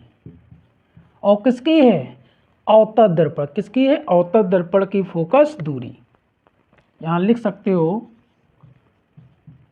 अवतल दर्पण की फोकस दूरी, की फोकस दूरी, ठीक है। इसको हम किससे प्रदर्शित करते हैं, एफ से। अब अवतल दर्पण की फोकस दूरी हमारी क्या होती है, माइनस में होती है। क्या होती है, माइनस में। देखिए आपने पढ़ा होगा पढ़ा है, ठीक है, क्या, निर्देशांक ज्यामिति, ठीक है, उसमें पढ़ा होगा कि दर्पण में जितना भी, देखिए इधर मैं समझा दे रहा हूँ, ये क्या है, दर्पण है, अवतल दर्पण है, ठीक है, ये इस चतुर्थांश में ऐसे है, ठीक। तो लेफ्ट साइड में, इस साइड में जितना भी वस्तु हो, प्रतिबिंब हो, फोकस हो, कुछ भी होता है इसी साइड में है, तो अवतल दर्पण में सब लेफ्ट साइड में होता है, इसीलिए ये क्या होता है, निगेटिव होता है। वस्तु की दूरी वो भी निगेटिव, प्रतिबिंब की दूरी वो भी निगेटिव, फोकस दूरी वो भी निगेटिव, सब माइनस में होता है। लेकिन एक स्थिति में प्रतिबिंब की दूरी पॉजिटिव होती है, ठीक है। वो कौन सी स्थिति, जो भी इसके पहले जस्ट हम देख चुके हैं, अर्थात वो स्थिति क्या है, जब वस्तु ध्रुव तथा फोकस के बीच स्थित होती है, ठीक है। तो इसमें क्या होगा, अवतल दर्पण की बात कर रहा है तो फोकस क्या होगा, निगेटिव होगा, अर्थात इस साइड में होगा। बात क्लियर है। तो यहाँ फोकस दूरी हमारी क्या होगी, निगेटिव होगी। क्या होगी, निगेटिव। तो ये हो जाएगा -15 सेंटीमीटर। क्लियर हुई बात। अब फिर क्या दिया गया है, सामने रखी है 10 सेंटीमीटर दूरी पर एक, कितने सेंटीमीटर दूरी पर, 10 सेंटीमीटर। तो क्या रखिए, वस्तु रखिए। तो क्या दिया गया, वस्तु की दूरी, क्या दिया है, वस्तु की दूरी। वस्तु की दूरी को हम किससे प्रदर्शित करते हैं, यू से। किससे, यू से, ठीक है। वस्तु की दूरी हमेशा, चाहे वस्तु, चाहे लेंस हो, चाहे दर्पण हो, चाहे जो भी कुछ हो, सब वस्तु की दूरी क्या होती है, निगेटिव होती है। तो बिना सोचे समझे वस्तु की दूरी निगेटिव ही लिखेंगे। क्लियर है। फिर क्या कह रहा है, 8 सेंटीमीटर ऊंचाई की एक वस्तु, कितने सेंटीमीटर है, 8 सेंटीमीटर, क्या है, वस्तु की ऊंचाई है। तो क्या दिया गया, वस्तु की ऊंचाई, क्या दिया है, वस्तु की ऊंचाई। ये हो गया ऊंचाई। ऊंचाई को मान लेंगे क्या है, वस्तु की ऊंचाई को h मान लिया। क्या मान लिया, h इक्वल टू 8 सेंटीमीटर। कितना है, 8 सेंटीमीटर। क्लियर है। और वस्तु की ऊंचाई देखिए ऐसे, इस वस्तु हमेशा इस ऐसे रखी होती है, वाई एक्सिस के धनात्मक दिशा में, ठीक है। तो धनात्मक की ओर रहती है, अपवर्ड में रहती है, इसीलिए क्या होगी, धनात्मक, और डाउनवर्ड में क्या होगी, निगेटिव।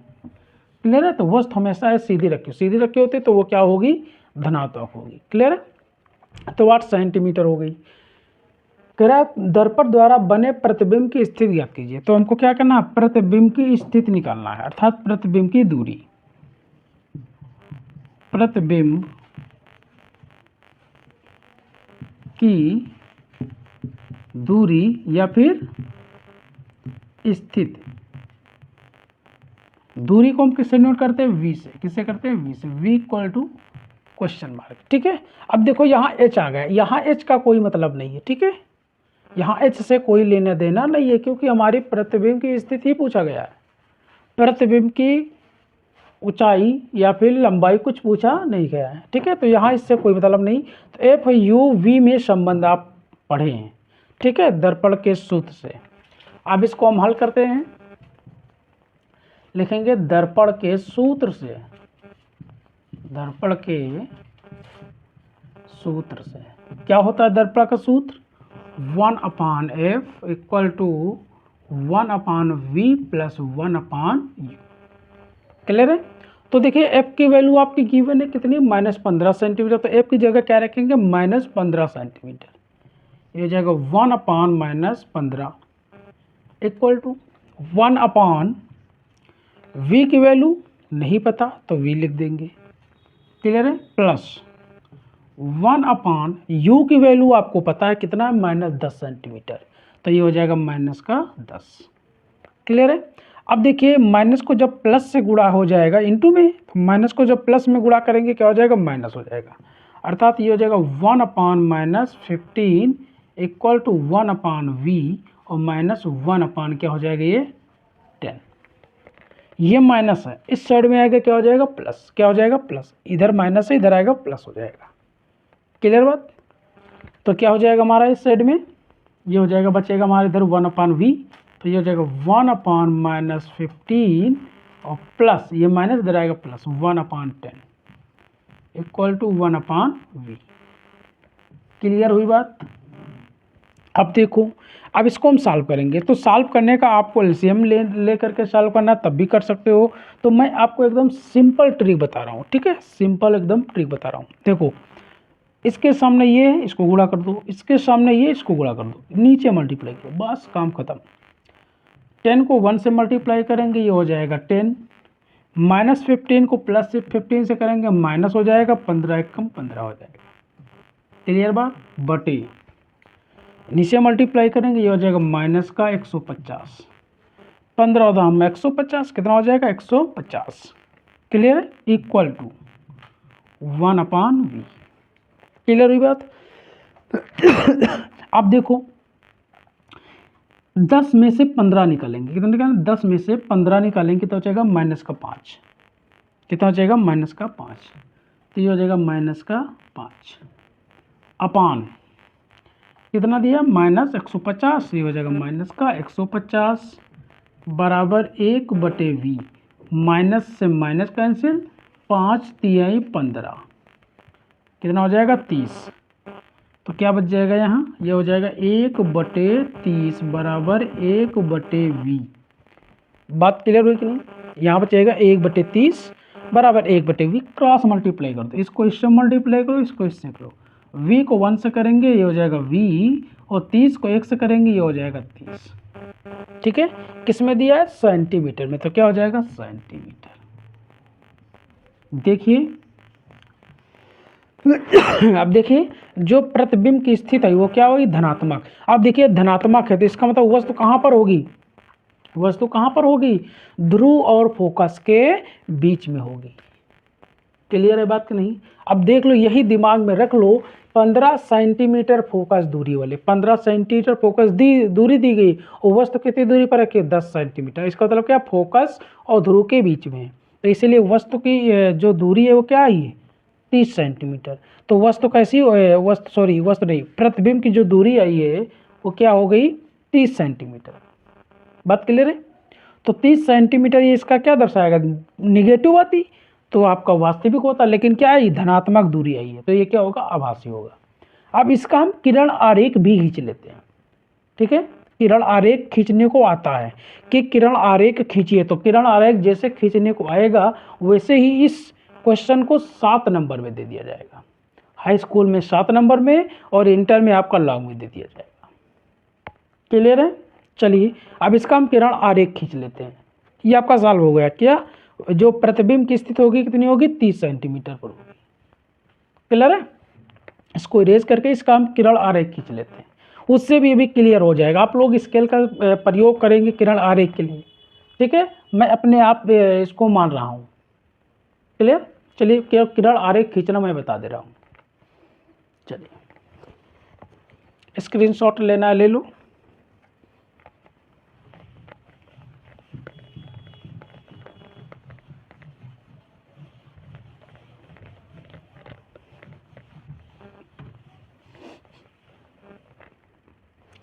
सबसे पहले क्या करेंगे, अवतल दर्पण बनाएंगे।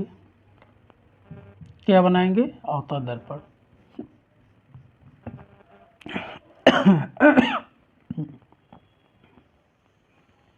ये मुख्य अक्ष है, ये ध्रुव है। ठीक है, अब देखिए फोकस दूरी कितनी है 15, तो यहाँ मान लेंगे यहाँ पर ये फोकस है एफ है, ये क्या है 15, इसके बीच की दूरी कितनी है 15 सेंटीमीटर है। बात क्लियर है। और वस्तु कहाँ पर रखी है 10 सेंटीमीटर, मतलब ध्रुव और फोकस के बीच, तो 15 से कम है, तो इसका मतलब मान लेंगे वस्तु कहाँ पर रखी, यहाँ पर रखी हुई इस जगह पर, तो इसकी दूरी कितनी है 10 सेंटीमीटर। आप लोग स्केल का प्रयोग करेंगे, स्केल की सहायता से बनाएंगे। खींचना मैं केवल बता दे रहा हूँ। ठीक, आप लोग स्केल रखिएगा ध्रुव से यहाँ से ऐसे स्केल रखिएगा, 15 सेंटीमीटर जहाँ पर है वहाँ पॉइंट रख देना, फिर वहाँ एफ नाम दे देना, ठीक है, अब लिख देना 15 सेंटीमीटर। फिर इसके बाद स्केल रखें कि भाई 10 सेंटीमीटर जहाँ पर होगा, 10 सेंटीमीटर जहाँ पर आएगा वहाँ पॉइंट रखेंगे। फिर ये जो ऊंचाई जो वस्तु है वो 8 सेंटीमीटर, कितने सेंटीमीटर 8, तो इसकी जो लंबाई ऐसे रखना है स्केल, तो इसे ऐसे रखोगे तो 8 सेंटीमीटर जहाँ पर होगी वहाँ पॉइंट रख देना, वस्तु रख देना। ये क्या है, वस्तु है, क्या है, वस्तु। क्लियर हुई बात। अब हम क्या करेंगे, जैसे करते थे इस पर हम क्या करेंगे, मुख्य अक्ष के समांतर एक किरण खींचेंगे, ऐसे मुख्य अक्ष के समांतर हमने एक किरण खींची। क्लियर है। अब दर्पण से टकराई कहाँ से होकर पास होगी, मुख्य फोकस से, तो हम क्या करेंगे, मुख्य फोकस से होकर किरण निकाल देंगे। क्लियर है। दूसरी रेस, अब आपको ये भी पता है, हमने क्या बताया था कि ध्रुव से फोकस के बीच की जितनी दूरी होगी उतनी ही दूरी फोकस से और वक्रता केंद्र के बीच होगी।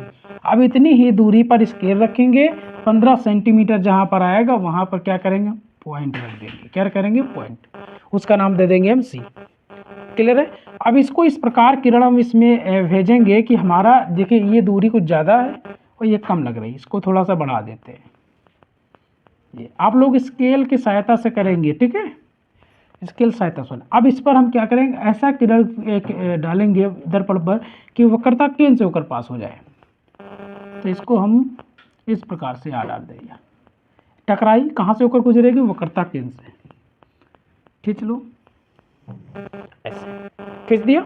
अब देखो ये स्पेस इधर कम था, धीरे धीरे इधर बढ़ता, इधर नहीं कटेगा, और नहीं कटेगा तो इसको क्या करेंगे, दूसरी ओर इस किरणों को बढ़ाएंगे ऐसे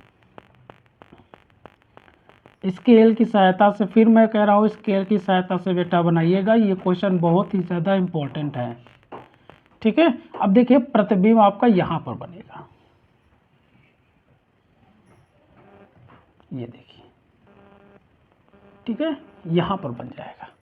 ये क्या है, वस्तु का प्रतिबिंब है, क्या है ये, प्रतिबिंब।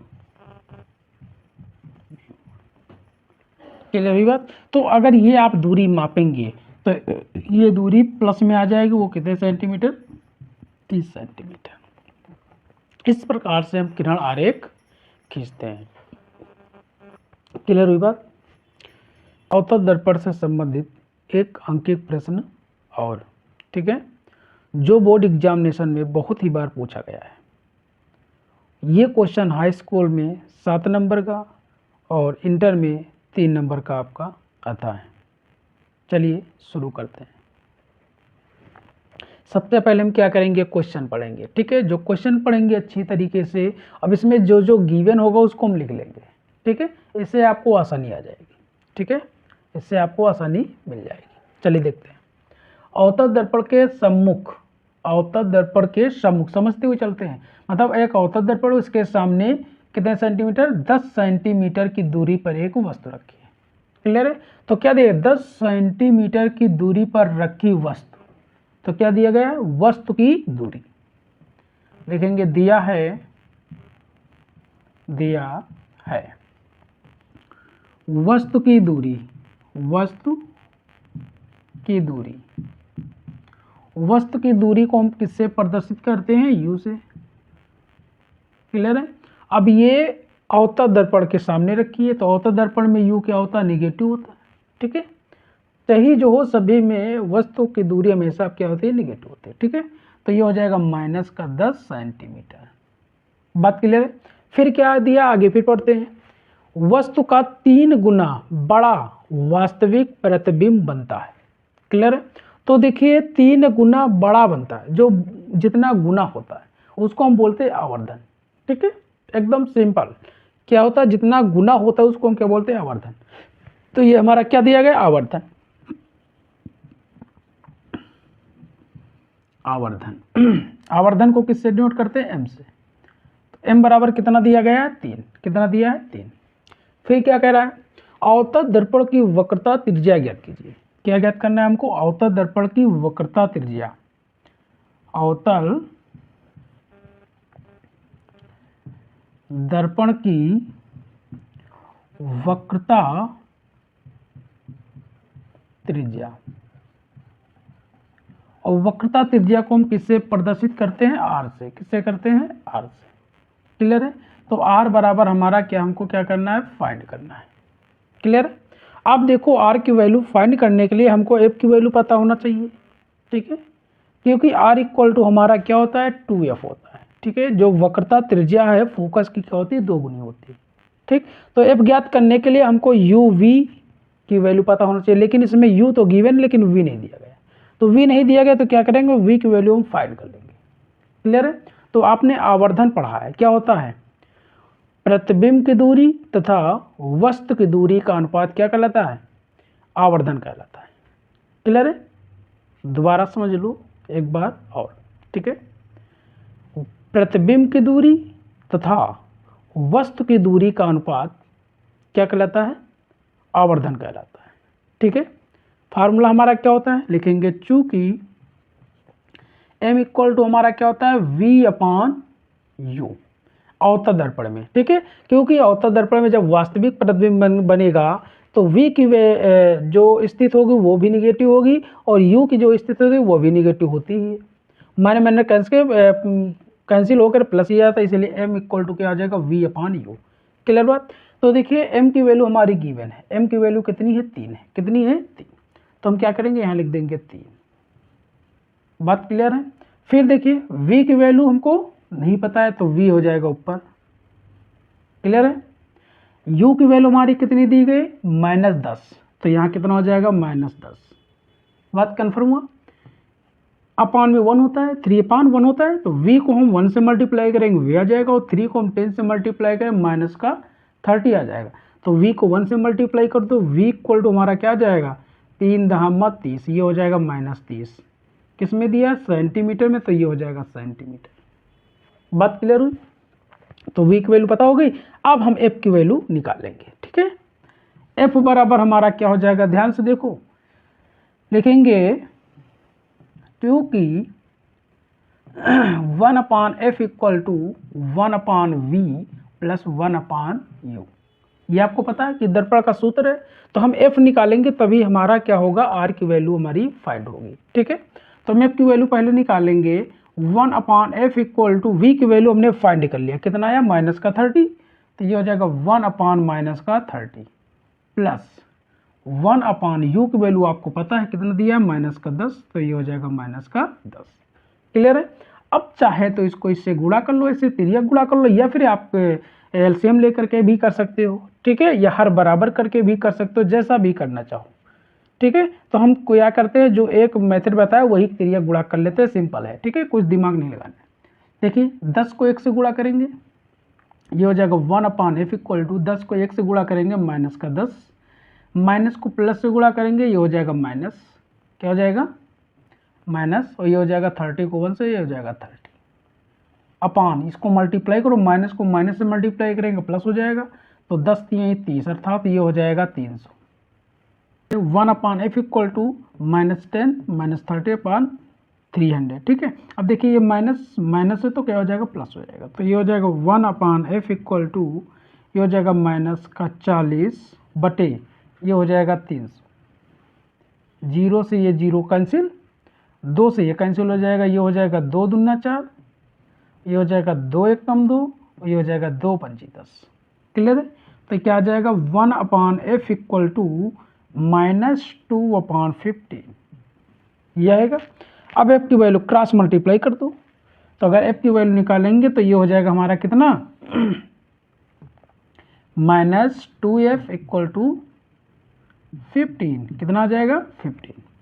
अब एफ की वैल्यू फाइंड कर लो, तो ये इनटू में हो जाएगा डिवाइड में हो जाएगा, तो एफ इक्वल टू हो जाएगा 15 अपान -2, किस में दिया सेंटीमीटर में, तो ये हो जाएगा सेंटीमीटर। ये बात समझ में आई। अब हमको क्या निकालना है, आर निकालना है। आर वैल्यू निकालने के लिए हम क्या करेंगे, तो आपको पता है, लिखेंगे चूंकि आर बराबर हमारा कितना होता है 2f, क्या होता है 2f, तो एफ की वैल्यू पुट कर दो।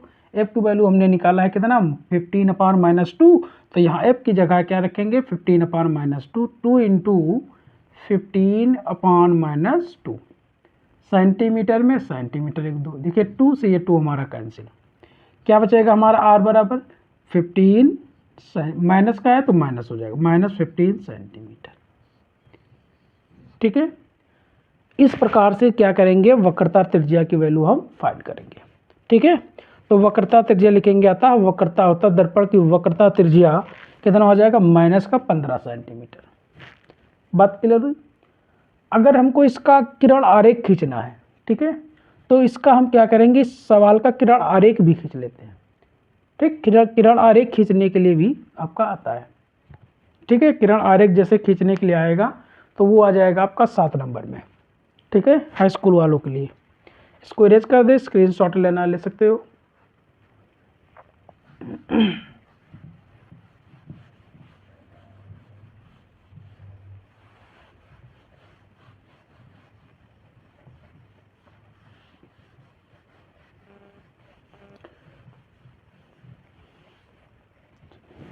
अब हम क्या करेंगे, इसी का किरण आरेख खींचेंगे। ठीक है, उसमें भी आपको पता चले कि किरण आरेख कैसे खींचेंगे।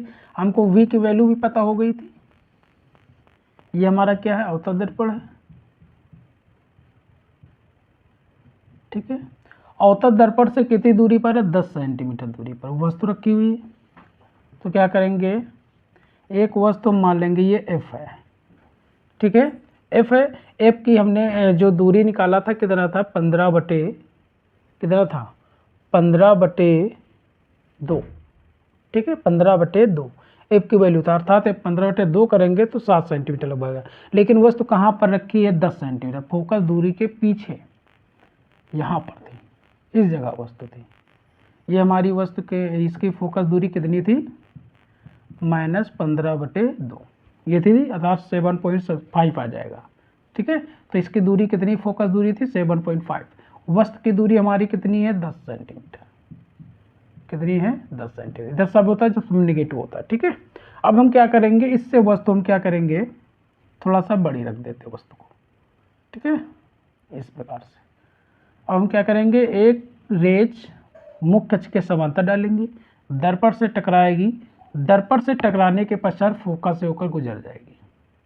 क्लियर बात। तो क्या करेंगे, इसको हम फोकस से होकर, तिरछा हो गई है, आप लोग स्केल का प्रयोग करेंगे, फोकस से होकर क्या करेंगे, हम गुजार देंगे। क्लियर है, फोकस से होकर हमने गुजार दिया। अब दूसरी रेज हमारी वक्रता केंद्र से होकर जाएगी। तो वक्रता केंद्र आपको नहीं पता है, लेकिन हमने निकाला था भी वक्रता त्रिज्या। ठीक है, इसका 2 गुना कर दो, आया था 15। तो यहाँ पर क्या हो जाएगा, ये हो जाएगा c, यानी यही वक्रता केंद्र और ध्रुव के बीच की दूरी है, वक्रता त्रिज्या कहलाती है।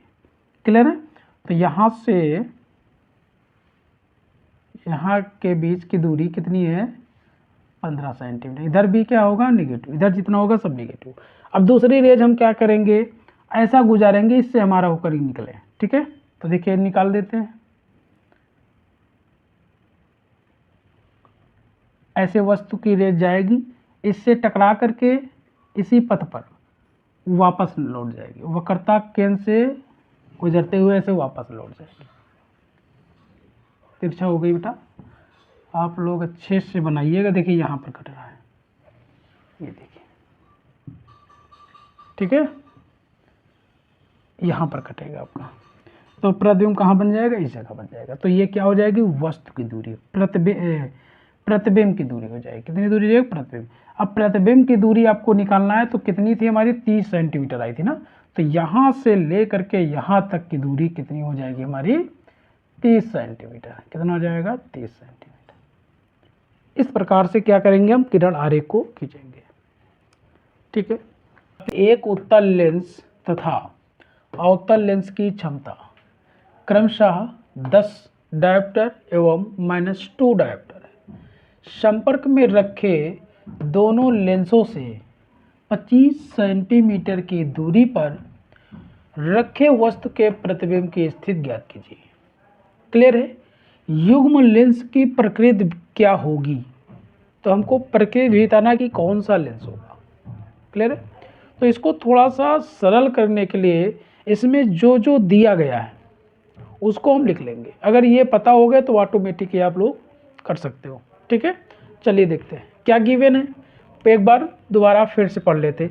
एक उत्तल लेंस की, है ना, एक उत्तल लेंस है तथा अवतल लेंस है, इसकी क्षमताएं क्रमशः दिया है। तो पहले क्या, उत्तल लेंस, पहले वैल्यू क्या दी है, 10 डायोप्टर। तो क्या दिया गया है, उत्तल लेंस की क्षमता। क्लियर है, लिखेंगे दिया है दिया है। उत्तल लेंस की क्षमता क्लियर है, कितना दिया है 10 डायोप्टर। इसको मान लेंगे क्षमता को P1, क्या मान लेंगे P, उत्तल लेंस की क्षमता क्या है P1 बराबर 10 डायोप्टर। क्लियर है।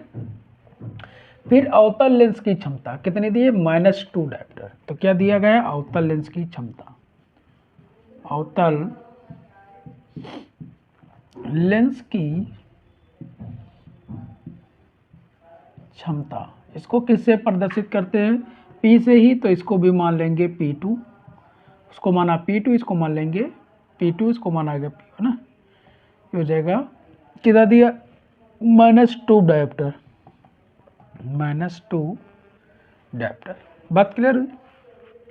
फिर क्या दिया है संपर्क में रखे दोनों लेंसों से, अब ये दोनों लेंस किस में रखे हुए संपर्क में रखे हुए, एक दूसरे से क्या हुआ समीपतः सटे हुए, कहने मतलब 25 सेंटीमीटर की दूरी पर रखे वस्तु के, अब देखिए क्या दिया 25 सेंटीमीटर दूरी पर रखे वस्तु के। क्लियर है। तो क्या दी गई वस्तु की दूरी, वस्तु की दूरी, दूरी को किससे प्रदर्शित करते हैं U से, तो U बराबर कितना दिया है 25 सेंटीमीटर -25 सेंटीमीटर। वस्तु की दूरी हमेशा नेगेटिव होती है। ठीक है। प्रतिबिंब की स्थिति ज्ञात कीजिए, क्या ज्ञात करना है प्रतिबिंब की स्थिति, प्रतिबिंब की स्थिति। बात क्लियर है। प्रतिबिंब की स्थिति को V से प्रदर्शित करते हैं, तो V बराबर क्वेश्चन मार्क। फिर क्या करें युग्म लेंस की प्रकृति क्या होगी, पहला ये फाइंड करना है। दूसरा क्या है युग्म लेंस की प्रकृति, हमको प्रकृति बताना है कि कौन सा लेंस होगा। बात क्लियर है। अब देखिए क्षमता दी है, ठीक, लेंस की जो क्षमता है अलग अलग है, उत्तल लेंस की क्षमता अलग है, अवतल लेंस की क्षमता अलग है। तो हम क्या करेंगे संयुक्त लेंस की क्षमता निकालेंगे। क्लियर है। तो संयुक्त लेंस की क्षमता निकालने के लिए क्या करेंगे दोनों को हम ऐड कर देंगे।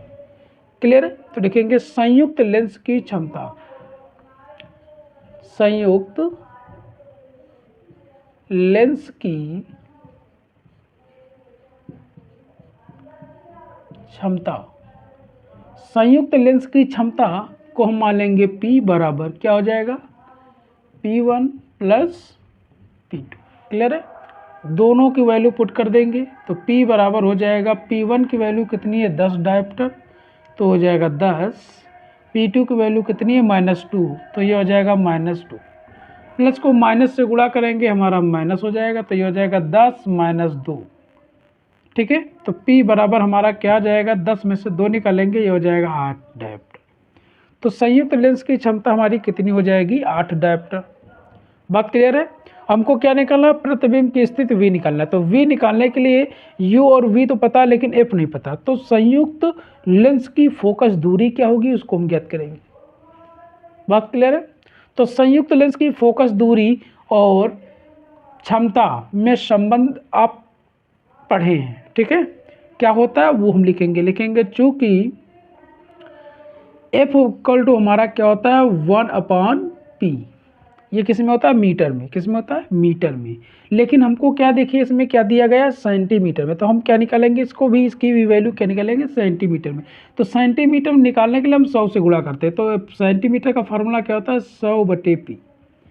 क्लियर है। ये किस में है सेंटीमीटर में है। क्लियर है। तो ये हो जाएगा हमारा 100/P की वैल्यू कितनी निकाला है 8, तो ये हो जाएगा 8 किस में हो जाएगा सेंटीमीटर में। इसको कैंसिल कर दो, 4 दूना 8, ये हो जाएगा 4 दूना 8, 4 पंचे 20।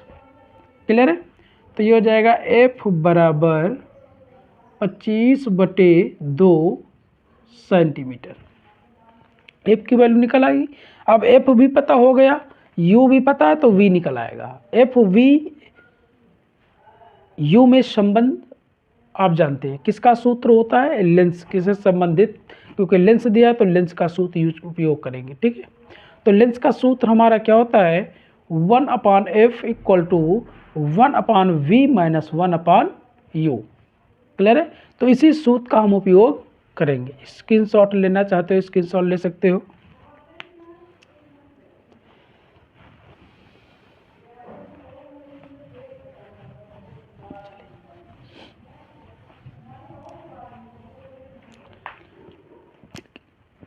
अब हम क्या निकलेंगे, लेंस के सूत्र से, लेंस के सूत्र से, लेंस का सूत्र हमारा क्या होता है बेटा, 1/f equal to 1/v minus 1/u, ये फार्मूला होता है। अब क्या करेंगे, हमको जितनी भी वैल्यू पता है वो यहाँ पुट कर देंगे। f की वैल्यू पता है, अभी जस्ट हमने निकाला है। f की वैल्यू क्या है, लिखेंगे 1/f की वैल्यू क्या निकाला था, 25/2। क्लियर है, बराबर 1/v की वैल्यू नहीं पता है तो v लिख देंगे, माइनस माइनस 1/u की वैल्यू पता है, कितनी दी u की वैल्यू, माइनस का 25, तो ये हो जाएगा माइनस का 25।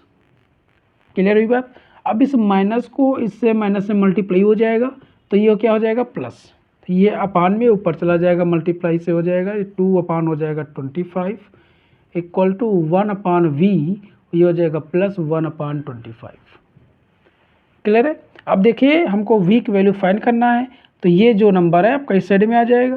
क्लियर है, तो ये प्लस है तो इधर आएगा, इसमें हो जाएगा माइनस में, तो ये हो जाएगा 2/25 माइनस 1/25 बराबर 1/v। क्लियर है।